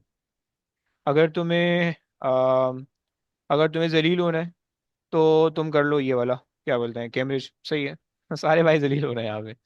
अगर तुम्हें अगर तुम्हें वो करना है, क्या बोलते हैं, अगर तुम्हें बिल्कुल ना पढ़ने लिखने का शौक है, बस तुम्हें ना सिंपल सिंपल सी चीजें करनी है, तो तुम AQA कर लो। सही, AQA बहुत सिंपल सा है। सही है। सर शुरू में ही और बता देते। अच्छा, अबे मेरी दुकान खराब हो जाएगी ना फिर, समझ रहे हो? सर एक आप क्या है? रेशियो नहीं पढ़ाते? है। एक, अबे AQA पढ़ाता हूँ भाई, पढ़ाता हूँ, AQA भी पढ़ा है। सर वो कौन सा OCR बोर्ड है? है आई यार। मीन वो बहुत हल्का बोर्ड है, ऐसे कुछ भी नहीं है उसमें। सही है। ब्रिटिश का ही है? हाँ, सब ब्रिटिश है। सर लेकिन मैंने सुना है ये कैम्ब्रिज की डिग्री मतलब ज्यादा अहमियत होती है इनकी। यार मैंने भी ऐसा कुछ कहीं ना कहीं पढ़ा सुना है कि जो है ना, अगर आप लाइक इंग्लैंड वगैरह जा रहे हो, UK जा रहे हो, तो वो जो है ना एडेक्सल के बोर्ड को थोड़ा सा प्रेफर कर रहे होते हैं ज़्यादा। सही है। अगर आप लाइक वर्ल्ड वाइड कहीं जा रहे हो तो कैम्ब्रिज को प्रेफर कर रहे होते हैं। सही है। तो ये लाइक अगर अगर आपका ना स्पेसिफिकली UK या कोई ऐसी कंट्री जाने हैं जो कि मतलब जिनकी जो यूनिवर्सिटीज़ हैं वो UK से रिलेटेड है, तो वहाँ पे फिर आपको ना you have to be very specific while choosing the boards, right? उसमें आप मुंह उठा के कैम्ब्रिज नहीं चूज कर लेते हो, तो उसमें आप कोई भी एक स्पेसिफिक सा बोर्ड चूज करो, राइट? तो उससे आपके लिए आसानी होती है। सही है। एंड अगर तो आप जनरली बोर्ड चूज कर रहे हो, then the best option would be कि एडेक्सल का बोर्ड चूज कर लो। सही है।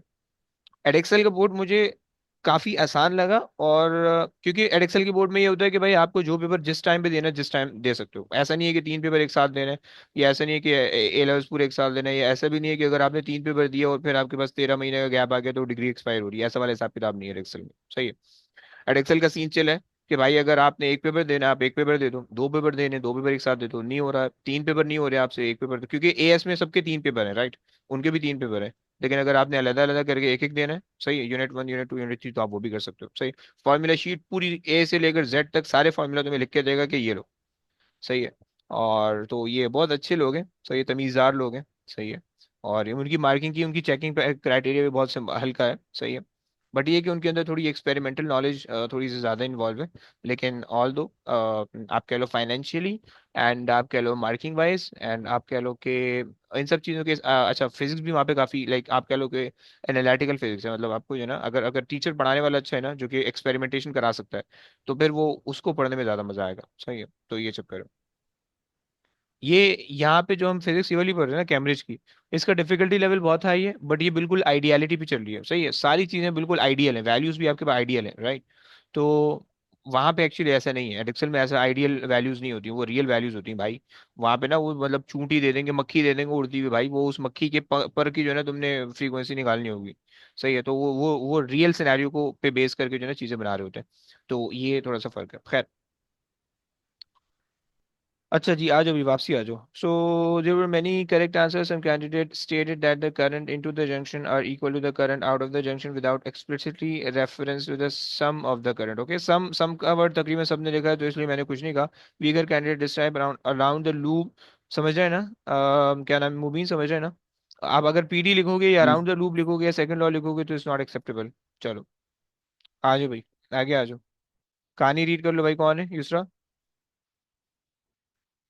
A battery is connected to two resistors X and Y as shown in figure 6.1. The resistance of resistor X is greater than the resistance of resistor Y.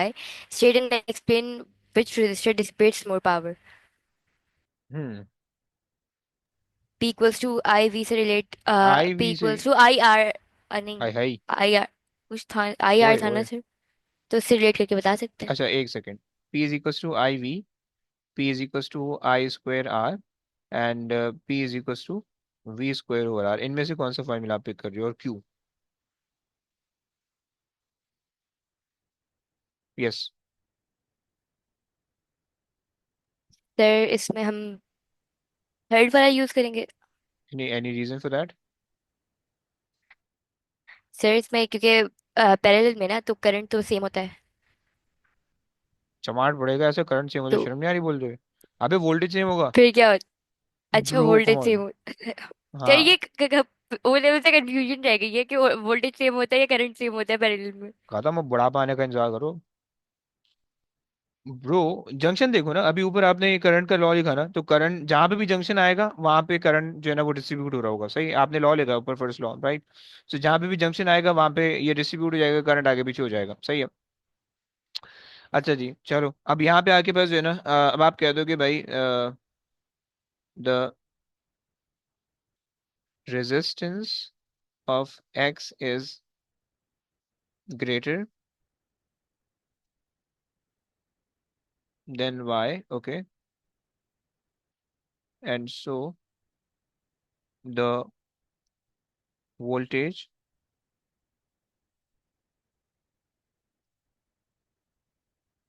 across it remains the same, so the power dissipation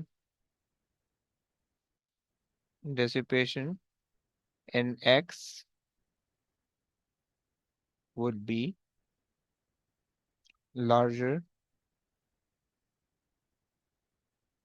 than in y, okay आगे आ sir जाओ। हाँ बोलो। वो formula V square over R होता है ना, हाँ जी। तो अगर आर एक्स की रेजिस्टेंस ज्यादा है तो फिर वो कम पावर ही अरे डिसिपेट करेगा। यार ये तो गलत हो गया, हाँ बिल्कुल करेगा। सर मैंने भी वही। उल्टा हो गया। Sorry sorry sorry, my bad. greater so the voltage across remains same, so the power dissipation, सही है।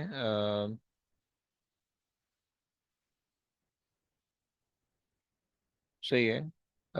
in y would be greater than sir in x, हाँ जी। ये जो लिखने वाले क्वेश्चन होते हैं सर, इसमें अक्सर मतलब दो तीन फॉर्मूले रिलेट हो रहे होते हैं, मतलब हम्म। एक से दूसरे में जाना होता है, तो आप उसकी कोई ट्रिक वगैरह है कि हमें पता चल जाए कि हाँ। बिल्कुल है भाई। सर भाई स्पेशली वो देखो एल वगैरह में हो रहा होता है। देखो जैसे सीन है यहाँ पे Sir, तीन can you फॉर्मूले। repeat this one more time? Wait wait, yes, I explain, don't worry. Look, इसके अंदर जैसे we have three formulas, right? अब तुम्हें कैसे पता चलेगा विच वन टू पिक? मैं अगर ये वाला पिक करूँ वाई, या अगर मैं ये दो पिक नहीं करूँ then why, what's the reason behind it, right? देखो, so one, and I think the only one reason अभी के लिए, कि भाई whenever you vary one quantity and that varies the other quantity, right? Over here you are varying x yourself, तुम कोई भी resistor अपने हिसाब से लगा सकते हो, बड़ा या छोटा, right? And that causes the different power dissipation, okay, right? So जब भी आप एक चीज को वेरी करते हो and that causes the effect on the other variable, okay, now you have to set up an equation, or you have to pick the equation that has the rest of the things constant, and सिर्फ वो दो चीजें होंगी जो very आप कर रहे हो वो वेरिएबल होने चाहिए, ओके, समझ लो? अब देखो, अगर मैंने ये वाली इक्वेशन पिक की है, तो इस इक्वेशन के अंदर the third variable which is voltage is constant in both the cases, right? तो अब मुझे पता है कि भाई वोल्टेज का तो इफेक्ट नहीं पड़ना, इन दोनों पे सेम सेम इफेक्ट आ रहा है, right? So now I can directly relate power with 1/r, right? अगर तुम पहली वाली इक्वेशन पकड़ते हो, तो पहली वाली इक्वेशन को अगर तुम पकड़ो, तो चलो पहली वाली इक्वेशन को पकड़ के भी तुम ये कह सकते हो कि भाई okay, we have the greater current, sorry, we have the lesser current in y and greater current in x। उल्टा बोल दिया। We have lesser current in x क्योंकि उसकी रेजिस्टेंस ज्यादा है, and greater current in y, सही है? Voltage दोनों के क्रॉस सेम है, सो इसके पावर डेसिपेशन ज्यादा आना चाहिए। You can also use this formula, but you can not use this formula, okay? And this is because कि तुम्हारे पास जो करंट है वो भी वेरी हो रहा है, जो रेजिस्टेंस है वो भी वेरी हो रही है, right? So now you won't have any idea कि किसका वेरिएशन ज्यादा यूजफुल होगा या ज्यादा इम्पैक्टफुल होगा, और उसकी ये ज्यादा डोमिनेंट होगा, कि जिसकी वजह से पावर कम या ज्यादा होगी, right? So any equation that contain more than two variables, you cannot use them, or you cannot use it for the relation, okay? Clear हो गई ये बात? सर मेरा मतलब था कि ये फॉर्मूला नहीं, मतलब दो तीन अलग फॉर्मूले हैं। अलग से क्या मतलब? मतलब sir P equals to V square R है, और हम्म। फिर इससे कभी हमें मतलब V equals to I R भी हमें कभी रिलेट करना पड़ेगा। देखो वो तो इसके अंदर खुद ही आ रहा है ना। देखो अगर इसके अलावा कोई भी फॉर्मूला है तो सबसे पहले तो आप उसको सिंपलीफाई करोगे, सही है। क्योंकि देखो अगर यहाँ पे अगर आप ऐसी बात करो जैसे आप बोल रहे हो, तो इसका मतलब है भाई पावर आप ले लो एनर्जी ओवर टाइम या work done over time, right. Power आप ले लो work done over time, right. और V equals to I R, सही है। अब आपने पहले तो इन दोनों फार्मूला को यूज करके, इन दोनों फार्मूला को यूज करके आपने वो बनाया, ये वाला फार्मूला बनाया, राइट। तो इसको हमने नहीं देखना है, राइट। क्योंकि वर्क डन ओवर टाइम से आप वहां तक पहुंचो, राइट। क्योंकि वर्क डन आपके पास है। सो वर्क डन को आपने वोल्टेज से कन्वर्ट किया। अब आपको पता है कि भाई वर्क डन आपके पास होता है, वोल्टेज आपके पास होता है work done over charge, right. तो आपने वो वर्क डन की जगह पे आपने वोल्टेज टाइम क्यू रख दिया, वोल्टेज टाइम क्यू रख दिया। एंड टाइम टाइम आपके पास है तो क्यू ओवर टी रख दिया आपने, क्यू ओवर टी, क्यू से क्यू कैंसिल हो गया, Q over I, sorry, Q over I. तो वहां से आपके पास power is equal to I V बन के आ गया, राइट। सो अब आपको ये सब ड्राइव नहीं करना है। आपको जो स्पेसिफिक इक्वेशन है उस सर्किट की या उस सिनेरियो की, you should have that equation, right. हाँ अगर उस जैसी कोई और इक्वेशन है जिसके अंदर माइनर से चेंज है, देन उसके अंदर पिक किस तरह से करना है मैंने वो बताना था, ओके। बट बहुत ज्यादा जो डिफरेंट है उसके अंदर कोई जरूरी नहीं है आपको पिक करने के लिए, राइट। कि V equal to I R से तो पावर आप पहुंच नहीं सकते ना, समझ पा रहे हो? सर सर ये क्वेश्चन में हो गया एक दो क्वेश्चन किए थे तो सर उसमें वो दो तीन चीजें लगा रहा था। देखो सिनेरियो पे डिपेंड करता है, लेकिन जो जो बेसिक सेंस है ना, जो बेसिक कॉन्सेप्ट है वो बस यही है कि किसी भी इक्वेशन, आप ऐसी कोई भी इक्वेशन पिक करो कि जिसके अंदर दो वेरिएबल जो कि चेंज हो रहे हैं, इसके अलावा कोई तीसरा ना हो, बस तीसरी जो भी चीज़ है वो कांस्टेंट हो, बस ये सिंपल सा कॉन्सेप्ट है। ये हर जगह अप्लाई होगा जो भी है, सही है आपके पास।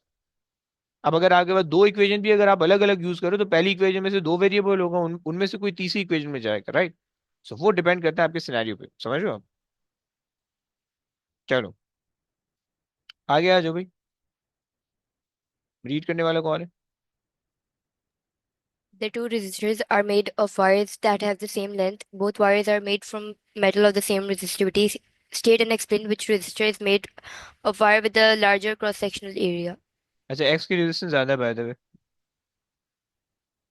सही है। आपको सबसे पहले तो आप ये मेंशन कर दो कि भाई resistance is inversely proportional to area, okay. So resistance is inversely proportional to area, पहली बात हो गई। देन आपके पास क्या हो जाएगा? X has larger resistance, so smaller area, okay. चलो, अच्छा इन दोनों को ना एग्जामिनर रिपोर्ट से देख लेते हैं जल्दी से। सो तुमसे कह रहे हैं कि small number of small percentage of the candidate explain that the potential difference would be the same across both the significant number. Higher potential difference, अच्छा हायर पोटेंशियल डिफरेंस नहीं होगा क्योंकि आपके पास दोनों चीजें सेम है, right. Some candidate use P is equals to I square R and so incorrectly deduce that P is directly proportional to R without considering that there is a different current in the two resistor। Ibrahim देख रहे हो ना कि वो वाले फॉर्मूले को नहीं ले रहा है कि जिसके अंदर थर्ड क्वांटिटी भी वेरिंग है, राइट। अच्छा जी, most candidate correctly, okay, did not require the supporting explanation in their answer, okay चलो फाइन। आगे आ जाओ। The battery of electromotive force 9 volts and negligible internal resistance is connected in series with light dependent resistor LDR and a fixed resistor of resistance 1800 ohms as shown in figure 6.2. The voltmeter is connected across the fixed resistor. The reading of the voltmeter is 5.4 volt. Calculate the current in the circuit. सही है, कितना है? एक minute, B अरे को wire यार, लगाएंगे। Okay, not P equals to but yes,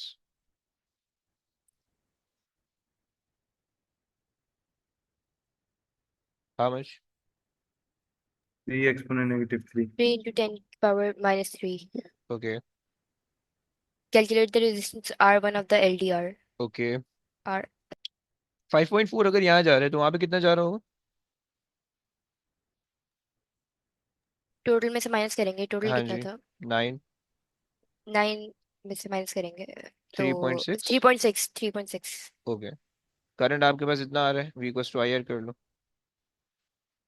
so 3.6 divided by 3 exponent -3, 1200, 12,000, 1200. 1200। The okay, intensity of the light illuminated, the LDR increases by by reference to the current in the circuit. State and explain the change, if any, to the voltmeter reading. Okay. अगर LDR की light intensity increase हो रही है तो इसकी resistance क्या हो जाएगी? Decrease. ओके, अगर इसकी रेजिस्टेंस डिक्रीज हो जाएगी तो इसके अक्रॉस जो पोटेंशियल ड्रॉप है वो भी डिक्रीज हो जाना चाहिए, राइट? तो उसका पोटेंशियल ड्रॉप इंक्रीज हो जाएगा, वोल्टमीटर रीडिंग भी उसकी इंक्रीज हो जाएगी, ऐसा ही। जी सर। चलो सही हो गया। सो आपने कहा कि भाई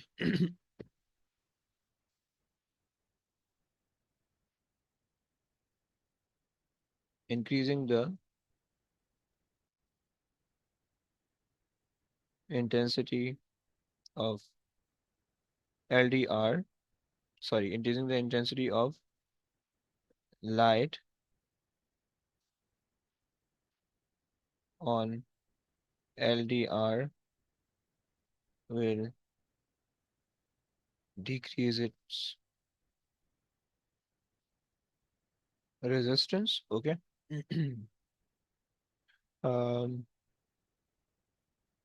अच्छा जनाब, और which increases the current. Okay, सही है। अच्छा जी, जब करंट इंक्रीज हो जाएगा तो उसके अक्रॉस जो वोल्टेज होगा वो डिक्रीज हो जाएगा, क्योंकि आप देख रहे हो कि this value will increase, current increase हो जाएगा। सो ये जो आपके पास होगा ये डिक्रीज हो जाएगा, right? So current in the circuit is increase. Okay, the current, so the sir, hmm आपसे वो पावर से रिलेटेड सवाल था। वो जब हम पावर को डिस्क्राइब करने के लिए वो लोग कहते होते हैं ना, हम्म तो उसमें दो फॉर्मूलाज आते हैं, एक तो वी स्क्वायर ओवर आर, एक आई स्क्वायर आर। हम्म। तो मतलब किसको कंसिडर करते हैं? देखो, अगर तो वो पावर पावर का जो एक्सप्लेनेशन बोलेगा तो वो सर्किट से रिलेटेड बोलेगा, सही है। और उसके अंदर रूल ये है कि आपके पास जो है आपको देखना है कि भाई सर्किट कौन सा है, सीरीज सर्किट है, पैरेलल सर्किट है, या क्या चीज़ है, सही है। जिस भी चीज़ पे आप पावर डिफाइन करो वो है क्या, सीरीज कॉम्बिनेशन के अंदर है, पैरेलल कॉम्बिनेशन के अंदर है, राइट? अगर जो सीरीज कॉम्बिनेशन के अंदर है तो आपने क्या यूज करना होगा, आपने वो चीज यूज करनी होगी कि जिसके अंदर करंट आपको सेम रहेगी, क्योंकि सीरीज के अंदर करंट सेम होता है, राइट? सो इन दो scenario you can use these two formulas. Okay, सही है। अगर तो वोल्टेज दिया हुआ है या रेजिस्टेंस दी हुई है, दोनों में से कोई भी एक फार्मूला पिक कर लोगे, राइट? समझ पा रहे हो आप? क्योंकि करंट सर्किट के अंदर सेम है, so you can easily nullify, you can easily ignore the effect of the current on both the resistors ये effect of the current on the resistor। तो और फिर आप वो कह दो कि भाई जिसके अक्रॉस पोटेंशियल डिफरेंस ज्यादा है, जिसकी रेजिस्टेंस ज्यादा है, उसकी पावर डिसिपेशन ज्यादा होगी। समझ पा रहे हो आप? अच्छा, मतलब एक को कांस्टेंट लेकर चलें, बाकी दो से चेक करें। एक को कांस्टेंट लेके नहीं चलो, आपको ये देखना है कि कौन सी एक चीज कांस्टेंट हो सकती है, राइट? और फिर जब आपको पता चल जाए कि भाई okay this is the constant thing, तो फिर आपने वो वाला फॉर्मूला पिक करना है, राइट? मान लो कि जैसे ये सर्किट है, अब this is a parallel circuit, right? अब इसके अंदर आप करंट को कांस्टेंट मान नहीं सकते, बल्कि आपको ये देखना पड़ेगा कि कौन सी चीज कांस्टेंट है। तो आपको पता है दोनों प्योरली पैरेलल के अंदर है। प्योरली पैरेलल का मतलब ये है कि भाई दोनों के अक्रॉस वोल्टेज सेम होने वाला है। So now you can use these two formulas. Okay, क्योंकि इन दोनों के अंदर वोल्टेज सेम है। या तो करंट की वजह से पावर डेसिपेशन इंक्रीज होगी या रेजिस्टेंस की वजह से पावर डेसिपेशन इंक्रीज होगी, राइट? समझ रहे हो भाई? जी जी सर, बस आपने ये शुक्रिया। इस तरह से वो रिलेट करना होता है। चलो, चलो, आई विश ये समझ में आ गया होगा। सही हो गया। अच्छा जी, लास्ट वाला पार्ट है भाई। Sir, बोलिए बोलिए।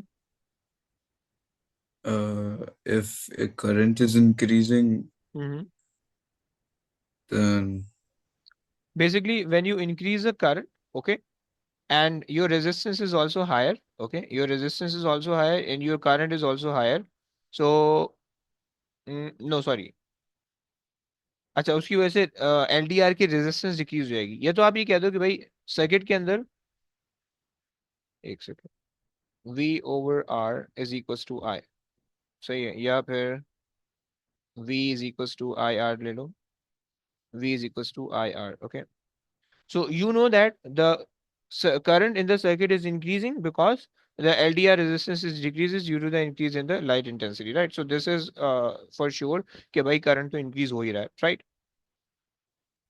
Now, if you use this formula for the voltmeter, if you use this formula, so you can see that the current is increasing. The current is increasing. Okay, the vol the resistance is fixed, so the voltmeter reading will also increase, right? Is that clear? Okay. So basically, we used two concept, right? So यहाँ पे जो इसकी resistance कम हुई, that is not depending upon the current or the voltage of the circuit. Okay, the resistance RL depends upon the light intensity, right? So you have to relate it with that. Okay. और यहाँ पे अगर आप फिर जब light intensity से इसकी resistance कम कर दी तो करंट पूरे सर्किट का ज्यादा हो जाएगा, करंट पूरे सर्किट का ज्यादा होगा तो उसकी वजह से वोल्टमीटर पे इफेक्ट पड़ेगा, तो आपने मेंशन कर दिया। क्लियर हो गया भाई? So, yes. ओके जी, लास्ट क्वेश्चन आ गया भाई। बीटा पार्टिकल है, चेंज इन ए जीरो होगा, चेंज इन ये हो जाएगा +1, सही है। बीटा पार्टिकल है, in addition to beta particle electron तुम्हारे पास है, एंटी न्यूट्रिनो निकाल दोगे, एंटी न्यूट्रिनो। ओके, तुम्हारे पास एक कॉर्क दिया हुआ है, एक अप कॉर्क दिया हुआ है और एक एंटी डाउन दिया हुआ है, सही है। And calculate the charge. Okay, so तुम्हें पता है कि भाई up is 2/3, show your working वाला हिसाब किताब है। Okay, anti down is +1/3। Okay, be careful guys, सही है। So P will be 2/3 +1/3, that gives you 1 E का चार्ज। ओके, या 1 का चार्ज। समझ आ रही बच्चों, समझ आ रही है? कोई मसला किसी को? एनीवन? युसरा, इब्राहिम, रुबायत, एनीवन? बोलो सम। सर सर मैंने इसमें वो एलिमेंट्री चार्ज ही लिख दिया था 1.6 और अबे नहीं वो ना, वो नहीं लिखना होता, वो तो उसने लिख के दिया हुआ ना, ये वैसे थोड़ी लिखने। समझ रहा है कि नहीं समझ रहा है? Okay sir. ओके जी, आगे आ जाओ। Particle P belong to two classes of the group, state the name of the two classes. Okay, anyone?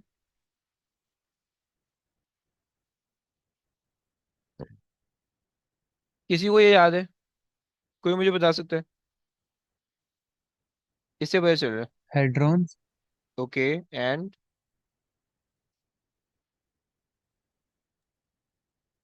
They're mesons, I think. Mesons. Good हो गया यार। कैसे पता भाई तुम्हें? मीजॉन कैसे?